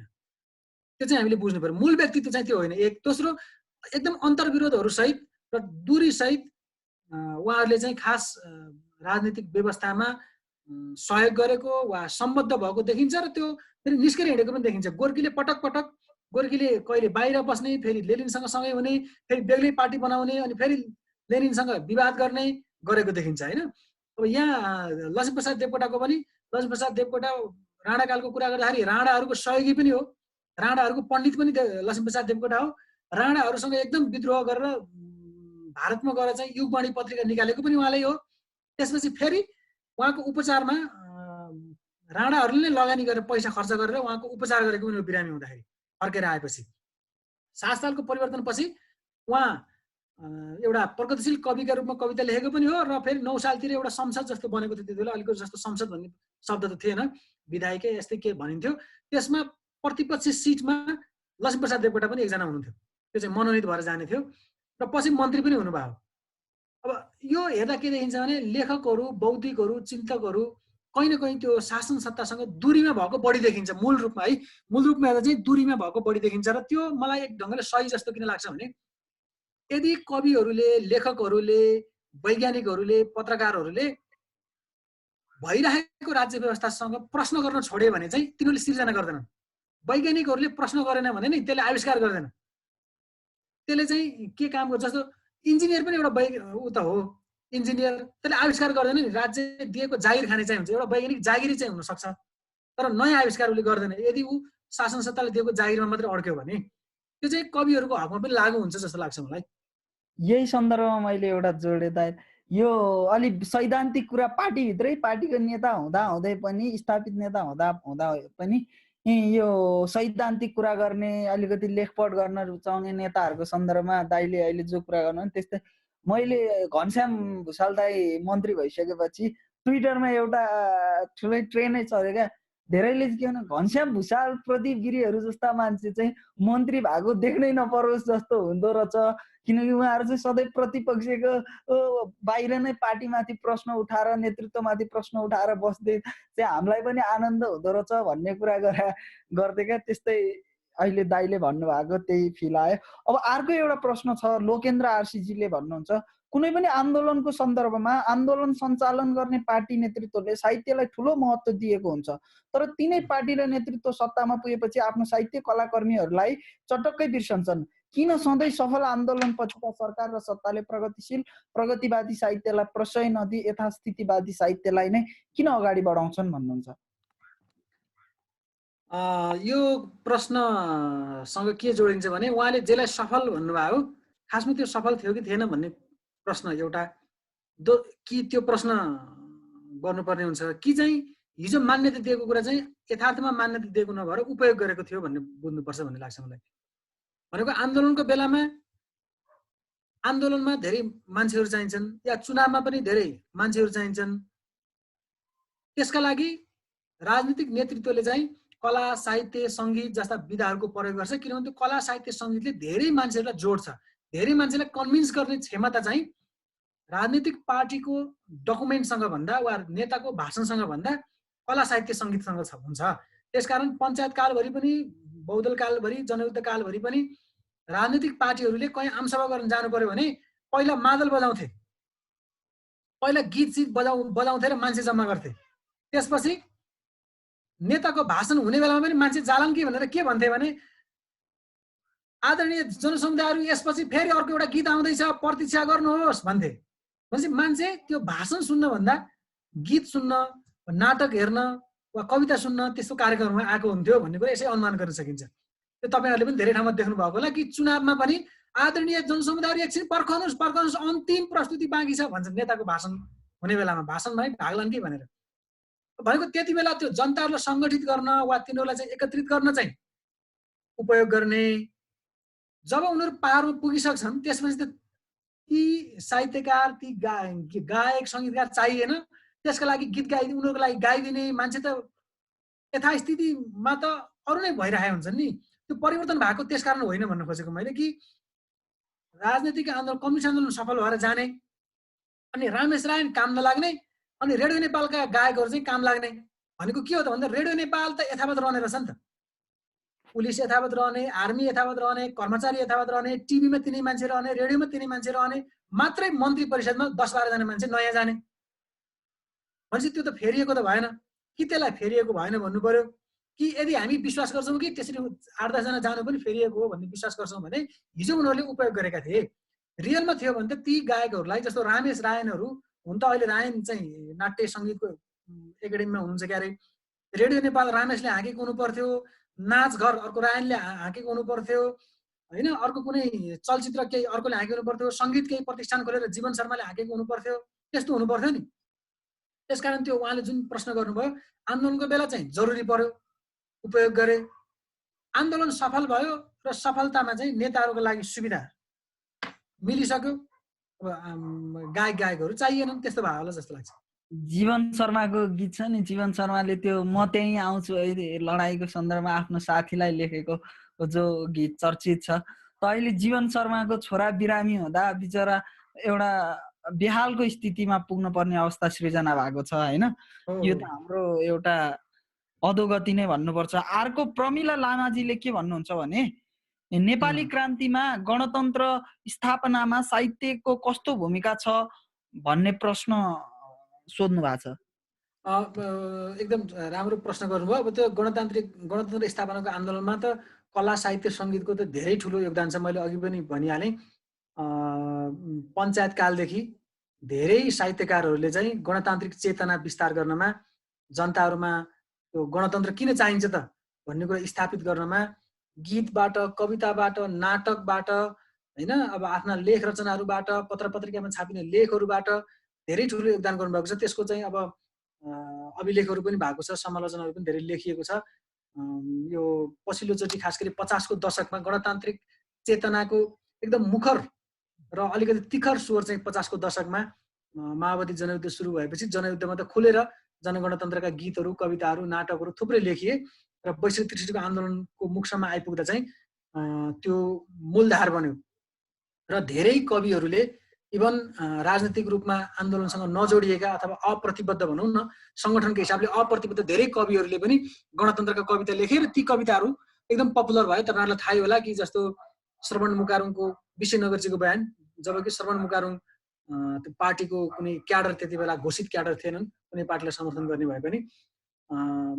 त्यसै गरी अब कृष्णसेन निचुकका थुप्रै कविताहरू जो गणतान्त्रिक आन्दोलनकै कविता हुन्, विमल निभाका कविताहरू, आउतीका कविताहरू, पारिजातले पञ्चायतकालदेखि लेखेका थुप्रै त्यस्ता कविताहरू जसले चाहिँ गणतान्त्रिक चेतनाको विस्तार गर्नमा ठुलो योगदान दिएको छ। त्यस्तै एउटा अब उहाँको नाम त छैन, आइफोन भनेर देखाएको छ अहिलेको त्योभन्दा अगाडि आयुष सापकोटाजीको मैले लिइहालेँ। आर्थिक परिवर्तन हुने बित्तिकै नयाँ संस्कृतिको जन्म रातारात हुन्छ कि समयअनुसार हुन्छ भनेर भन्नुहुन्छ? फेरि दोहोऱ्याउनु पर्यो, के अरे आर्थिक परिवर्तन हुने बित्तिकै त्यो चाहिँ अनि सांस्कृतिक परिवर्तन पनि रातारात हुन्छ कि संस्कृतिमा नयाँ हुँदैन हुँदैन। अनि त्यो त रातारात हुने कुरै भएन, किनभने एक त मैले अघि पनि भने यो आधार र अधिरचनाको जुन कुरा छ त्यसमा पनि ठुलो बहस छ मार्क्सवादी आन्दोलनभित्र पनि। दोस्रो, हामीले चाहिँ यो कला साहित्य इत्यादिलाई चाहिँ अधिरचनाको विषय अधिरचना मान्छौँ। त्यो आधार परिवर्तन भइसके पनि, आर्थिक आधार परिवर्तन भइसके पनि त्यो तुरुन्तै परिवर्तन हुँदैन, त्यसले एउटा ठुलो कोर्स पुरा गर्नुपर्ने हुन्छ। र संसारमा कस्तो पनि भएको छ भने त्यो उत्पादन सम्बन्ध चाहिँ परिवर्तन हुने र अधिरचनामा रहेका संस्कृति, धर्म, नैतिकता, राजनीति चाहिँ परिवर्तन नहुने, अनि त्यसपछि तुरुन्तै पछाडि फर्कने प्रतिक्रममा जाने गरेको पनि हामी देखेको छौँ। यो त लामो प्रक्रिया हो। आधार परिवर्तन हुनुभन्दा अगाडिदेखि भनेको एक ढङ्गले भनौँ सत्ता परिवर्तन हुनुभन्दा अगाडिदेखि पछाडिसम्म पनि निरन्तर चल्नुपर्ने एउटा प्रक्रिया नै हो नि यो त। यस्तै एउटा चाहिँ अलिकति नाम छ, यो त सरकारको विरुद्ध जस्तो नि छ, यो मार्क्सवादी साहित्यले केपी बाको गुण गाउँछ कि केपी बालाई आलोचना गर्छ भनेर सोध्नु भएको छ। पर्सनल्ली यहाँ मेसेज गरेर सोधिदिनु पर्यो कि पर्यो भने? होइन, यस्तो छ है, यो त व्यक्तिको कुरै भएन। एक जस्तो मार्क्सवादी साहित्य भनेको त्यसका एउटा केही फन्डामेन्टल मार्क्सवादी साहित्य हुनलाई केही फन्डामेन्टल कुराहरू छन्, त्यो हुनु पर्यो। भनेको अहिले हामी बिच के विवाद हुन सक्छ भने यो पार्टी मार्क्सवादी हो कि होइन, कम्युनिस्ट हो कि होइन, अथवा यो अहिलेको नेतृत्व चाहिँ मार्क्सिस्ट छ कि छैन भनेर बहस गर्न त सकिन्छ, र आलोचना किन नगर्ने? मार्क्सवादले त समाजलाई गतिशील ठान्छ, निरन्तर परिवर्तनको पक्षधर हुन्छ, द्वन्द्वात्मक ऐतिहासिक भौतिकवादमा विश्वास गर्छ। त्यो एउटा दृष्टिकोण हो। त्यसले चाहिँ यो आलोचना गर्न वा समर्थन गर्नलाई कुनै नेता पोस्टमा कोही छ कि छैन, कोही शासक हो कि होइन भनेर हेर्ने कुरा हुँदैन। इभन गोर्कीले लेनिनसँग कति डिबेट गरेका छन्, जबकि लेनिन त विश्व कम्युनिस्ट आन्दोलनको मार्क्सवादी आन्दोलनको एउटा ठुलो व्यावहारिक नेता हो। मार्क्सवादलाई लागू गरेको वा कार्यान्वयन गरेको जस नै लेनिनलाई जान्छ। र लेनिनसँग पनि धेरै डिबेटहरू साहित्यकारहरूले गरेका थिए भने यहाँ केपी होला या प्रचण्ड होला या विप्लव होला होइन, या बाबुराम भट्टराई, मोहन वैद्य, मोहन विक्रम सिंह, कोही पनि होला, कसैको पनि आलोचना गर्ने कि नगर्ने भन्ने कुरा चाहिँ त्यो व्यक्ति हेरेर हुने कुरा होइन। अच्छा, ल अर्को एउटा प्रश्न छ दाइ, विश्व कम्युनिस्ट आन्दोलनमा साहित्य क्षेत्रको विशिष्ट योगदान रहेको छ। साहित्यले कम्युनिस्ट आन्दोलनलाई सफल बनाउन महत्त्वपूर्ण भूमिका खेलेको छ, तर नेपाली कम्युनिस्ट आन्दोलनमा साहित्यको त्यति प्रभावकारी भूमिका रहेको पाइँदैन, किन होला भनेर भन्नुहुन्छ? अब यसपछि चाहिँ हामीमा जम्मी 2टा मात्र प्रश्न लिन्छौँ है। साथीहरूले बहुत प्रश्न गर्नुभयो, हाम्रो टाइम पनि धेरै गइसक्यो भएर। ठिकै छ, हामी आगामी दिनमा पनि फेरि छलफल गरौँला, अनि अरू फोरममा पनि हामी छलफल गरौँला, केही चिन्ता छैन। उहाँले नेपाली साहित्यमा चाहिँ के अरे नेपाली कम्युनिस्ट आन्दोलनमा चाहिँ साहित्यको खासै योगदान भएन भन्नुभयो? हजुर, विश्व कम्युनिस्ट आन्दोलनमा चाहिँ फेरि भयङ्कर छ। त्यस्तो होइन, त्यस्तो चाहिँ के होइन भनेको विश्व कम्युनिस्ट आन्दोलन भनेर हामीले अब अहिले हामीले ठुल्ठुला क्रान्ति सम्पन्न भएका देशहरू हेर्छौँ, चीन हेर्ने, रुस हेर्ने होइन, त्यसपछि क्युबा हेर्ने, अथवा जहाँ जहाँ सफल भयो क्रान्ति त्यहाँ हेर्ने गर्छौँ। र त्यहाँको साहित्य जब त्यहाँ राज्य सत्ता सफल भयो त्यसले आफ्नो साहित्यलाई एकदम प्रचार प्रसार गर्ने मौका पनि पायो, संसारभरि पुर्यायो, र हामीलाई थाहा भयो। जहाँ असफल भयो त्यहाँको हामी कहाँ आइपुगेकै छैन। त्यही भएर असफल भएका क्रान्तिहरू पनि हामीले हेर्नुपर्छ जस्तो लाग्छ। एक दोस्रो, नेपालमा पनि योगदान नभएको होइन। नेपालको कम्युनिस्ट मुभमेन्ट सफल भएको, साहित्य असफल भएको भन्नु मिल्दैन। नेपालमा साहित्य पनि सँगसँगै छ, बरु साहित्य धेरै तिखर छ, साहित्य बरु दीर्घकालीन छ। नेपालमा खास कम्युनिस्ट आन्दोलन वा सङ्गठन वा खास समूहहरू असफल भएका छन्, बरु कम्युनिस्ट समूहहरू तर साहित्य त्यस्तो छैन, निरन्तरतामा छ। जस्तो पारिजातलाई हामीले के भन्ने, पारिजातले नेपाली साहित्यले दिएको योगदान हैन, कृष्णसेन इच्छुकले दिएको योगदान वा यस्तो श्रृङ्खलामा थुप्रो मान्छेहरूले योगदान दिएका छन्, तिनीहरूलाई हामीले के भन्ने त? त्यो त योगदानै हो नि। विश्व साहित्यको तुलना गर्ने भनेको हामीले जस्तो रुसको हेर्छौँ, रुस त एउटा ठुलो सोभियत सङ्घ बनेपछि एउटा ठुलो त्यो ग्रेट के भन्छ सङ्घ थियो, त्यसले आफ्नो साहित्य मात्रै होइन, हात हतियारदेखि लिएर आफ्ना सारा सिद्धान्त दर्शनहरू संसारभरि फैलाइदिएको थियो। नेपाल जस्तो एउटा सानो मुलुकमा पनि उसले नेपाली भाषामा अनुवाद गरेर साहित्य ल्याइपुर्याएको थियो र हामीलाई गोर्खी भन्ने मान्छे थाहा भयो। जबकि अमेरिकामा पनि समाजवादी साहित्य लेख्ने मान्छे गोर्खीकै समयमा थिए, तर ती मान्छेहरू हामी कहाँ आइपुगेनन्, किनभने त्यहाँ कम्युनिस्ट मुभमेन्ट थिएन, त्यहाँ राज्य सत्ता थिएन, त्यसले नेपालीमा अनुवाद गरेर पठाएन। त्यसकारण यो विश्व साहित्यमा जति योगदान भयो नेपालमा भएन भन्ने होइन, नेपालमा पनि योगदान भएको हो, भएकै छ। अर्को हाम्रो निराजन पौडेलजी भन्नुहुन्छ कि जनसांस्कृतिक महासङ्घका संयौं कलाकारलाई वर्षौंदेखि प्रयोग गर्ने अनि कोमल ओलीलाई ल्याएर सांसद बनाउने नेताको प्रविधिलाई एक साहित्यकारको हैसियतले तपाईले के भन्न चाहनुहुन्छ? सुझाव वा विचार भनिदिनुहोस् न तपाईँ परे। यो विषयमा मैले अघि पनि राखेँ कि हाम्रो आन्दोलन कति कमजोर छ वैचारिक रूपमा, हाम्रो आन्दोलन सैद्धान्तिक रूपमा दार्शनिक रूपमा कति गएको गुज्रेको छ भन्ने उदाहरण प्रस्तुत गर्नु पर्दाखेरि प्रस्तुत गर्न सकिने एउटा उदाहरण हो त्यो। त्यसको बारेमा जो साथीले प्रश्न गर्नुभयो उहाँ पनि जानकार नै हुनुहुन्छ कि हाम्रो आन्दोलन ले लिएको बाटो, हाम्रो आन्दोलनले लिएको धारा गलत छ वा त्यो ठिक छैन भन्ने उदाहरण नै त्यही हो नि। कि मैले अघि पनि भने आन्दोलनमा, जनआन्दोलनमा, जनयुद्धमा, पञ्चायतकालीन विरोधी आन्दोलन, पञ्चायत विरोधी आन्दोलनमा लागेका थुप्रै कलाकारहरू कोही सडकमा छन्, कोही मजदुरी गरिरहेछन्, कोही अलपत्र परेका छन्, कोही विदेश गएका छन् हैन। अहिले विराजले भने जस्तो जीवन शर्माको छोरा उपचार गर्न नसक्ने स्थिति छ। तर हाम्रो पार्टीहरूले चाहिँ हैन कोमल ओलीहरूलाई वा रेडियोका टेलिभिजनका पुराना जसले चाहिँ पञ्चायत कालमा पनि राजभक्ति गान गरे, बौद्धल कालमा पनि भक्ति गान गरे, तिनी मान्छेहरू भएदेखि हाम्रा नेताहरूलाई पुगेको छ। त्यस अर्थमा चाहिँ यो हाम्रो कम्युनिस्ट आन्दोलनको एउटा ठुलो विडम्बना हो र यो कम्युनिस्ट अहिले हाम्रो जस्तो आन्दोलनलाई कम्युनिस्ट आन्दोलन भनिरहेछौँ त्यो आन्दोलनमाथि नै पुनर्विचार गर्नुपर्ने उदाहरणहरू मध्ये यो पनि एउटा हो। अब यो बारेमा त बस त हामी धेरै अझै लम्बे तम्बे गर्न सक्छौँ दाइ, तर अब यसलाई अन्तिमतिर लिएर जाउँ। एउटा प्रज्वल सुनवारजीले एउटा प्रश्न गर्नु भएको छ, त्यसलाई लिएर हामी बिट मार्छौँ। अबको साहित्यिक आन्दोलन दुःख बिलाउन पोख्ने मात्र नभई विद्रोही स्वभावको हुनुपर्छ जस्तो लाग्छ, यसमा हजुरको धारणा के होला भनेर भन्छ। अरू पनि यस्तो पर्सनल्ली तपाईँलाई पर्सनल्ली एउटा प्रश्नहरू नै आएको छ, अब यसले खासै त्यस्तो असर राख्छ जस्तो लाग्दैन, त्यो भएर मैले यही क्वेसन मात्र राखेँ। ल ठिक छ, होइन साथीहरूका प्रश्नहरू यो आगामी दिनमा अथवा व्यक्तिगत रूपमा पनि हामी फेरि छलफल गरौँला या कुराकानी गर्दै गरौँला। अबको साहित्य कस्तो हुने भन्ने विषयमा त अबको हाम्रो समाज कस्तो छ, या आम मान्छेहरूले अहिले कस्तो हिसाबले सङ्कटहरू दुःखहरू झेलिरहेका छन्, त्यसलाई आवाज दिने साहित्य नै अबको साहित्य हुने हो। त्यसमा रुने बिलाउन गर्ने मात्रै कुरा भएन कि एक त रुने बिलाउन गर्ने कुरा पनि कस्तो पृष्ठभूमिमा को रोइरहेको छ भन्ने कुरा पनि आफैमा एउटा सन्देश हो। कतिपय साहित्य चाहिँ त्यो पनि यथार्थवाद चाहिँ हुनसक्छ, तर विद्रोहको प्रतिरोधको आवाज उठाउनका लागि समाजमा हामीले चाहिँ जे जस्तो स्थिति भोगिरहेका छौँ, जुन संरचना छ, यहाँ बहुसङ्ख्यक मान्छेहरू के कारणले पीडित छन्, के कारणले उत्पीडनमा छन्, त्यो कुरालाई चाहिँ एउटा कलात्मक ढङ्गले अभिव्यक्ति दिनु। साहित्य भनेकै आखिर कलात्मक अभिव्यक्तिको एउटा साधन हो, भाषिक माध्यम हो। त्यसकारण हामीले चाहिँ त्यसरी आवाज दिनुपर्छ भन्ने लाग्छ।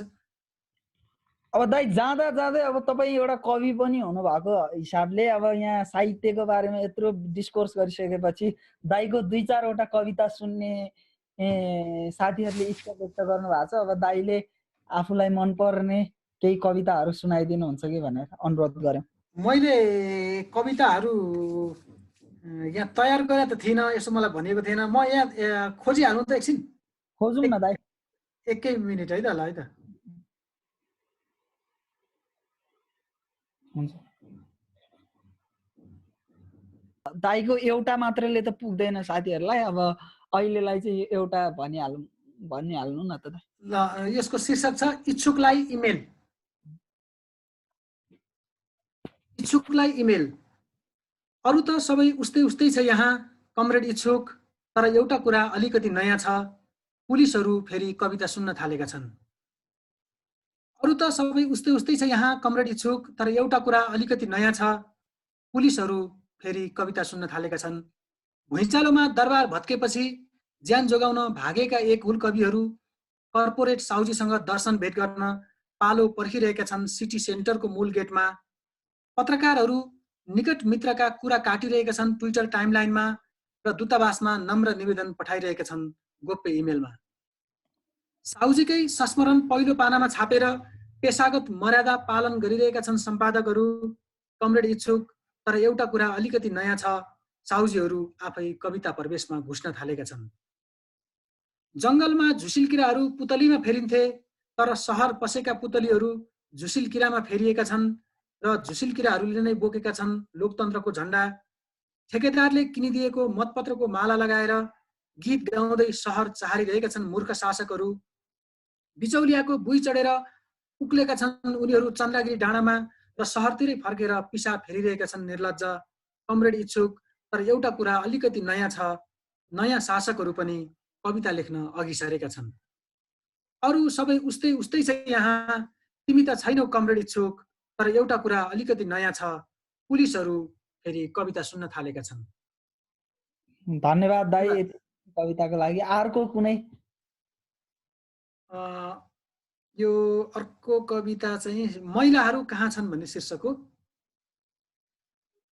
महिलाहरू कहाँ छन्। आजैको कार्यक्रम हेर्नुहोस्, प्रमुख अतिथिको आसन मुनतिर पुरुषकै खुट्टाहरू हल्लिरहेका छन्।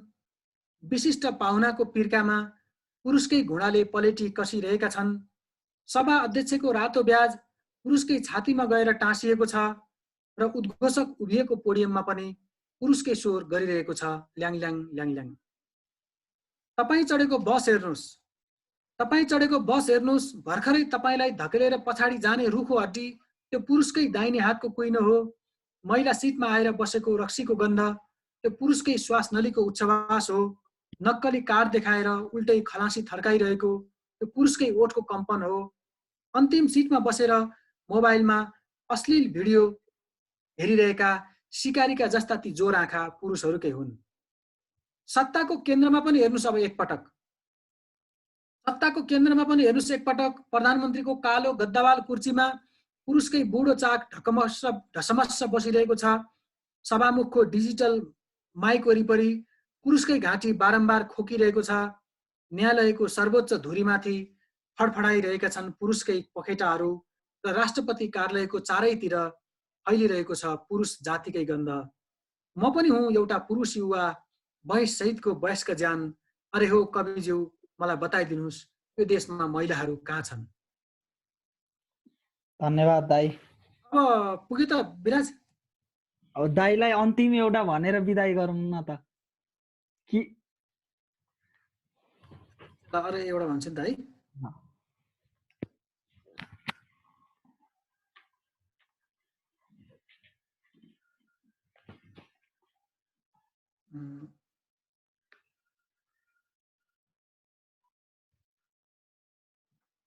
कविताको शीर्षक हो कोका कोलाले जब भारी मतले चुनाव जित्यो। त्यो त्यही दिन थियो जुन दिन कोका कोलाले भारी मतले चुनाव जितेको थियो। मधेस फाँटमा गन्ना घारीको घाँटी सुक्खा थियो प्याक प्याक। ऊ एकाएक दौडेर चौराहामा पुग्यो र देब्रे दिशातिर हेर्यो। पहाडी भिरको अग्लो छहरो असिन पसिन हुँदै तिर्खाइरहेको थियो। ऊ पनि हतार हतार निस्क्यो चौतारामा र देब्रे दिशातिर हेर्यो। हिमालको ओठ कलेटी परेर फुट्दो थियो पटपट। ऊ पनि थरथर काँप्दै ओर्ल्यो बेसीतिर र देब्रे दिशातिरै हेर्यो। के थियो देब्रे दिशातिर? के थियो देब्रे दिशातिर? देब्रे दिशातिर त थियो रेल चढेर आइरहेको समृद्धि सुपर लोकतन्त्र, ढाकिएको फुलमाला र अबिरले सर्लक्क। अनि स्वागतमा चोक चोकमा निस्किरहेको थियो रक्तिम बोतलहरूको विजय जुलुस। मोटे र पुन्टे बोतल, होचे र अग्ले बोतल, मैचा र बाउचा बोतल, थसुल्ली र दुब्ली बोतल, स्लिम र सेक्सी बोतल, अनि ब्युटी र केउटी बोतल। देब्रे दिशाबाट आइरहेका थरी थरी रक्तिम बोतल जसले घन्काइरहेका थिए गगनभेदी नारा, लाल बोतल जिन्दाबाद, जिन्दाबाद जिन्दाबाद, लाल बोतल जिन्दाबाद जिन्दाबाद जिन्दाबाद, लाल जङ्गल लाल खोला, आयो आयो कोका कोला। त्यो त्यही दिन थियो जुन दिन कोका कोलाले भारी मतले चुनाव जितेको थियो। कोका कोलाले भारी मतले चुनाव जितेको थियो। आहा, दाइलाई धेरै धेरै धन्यवाद समय, संवाद र मिठो कविताको लागि।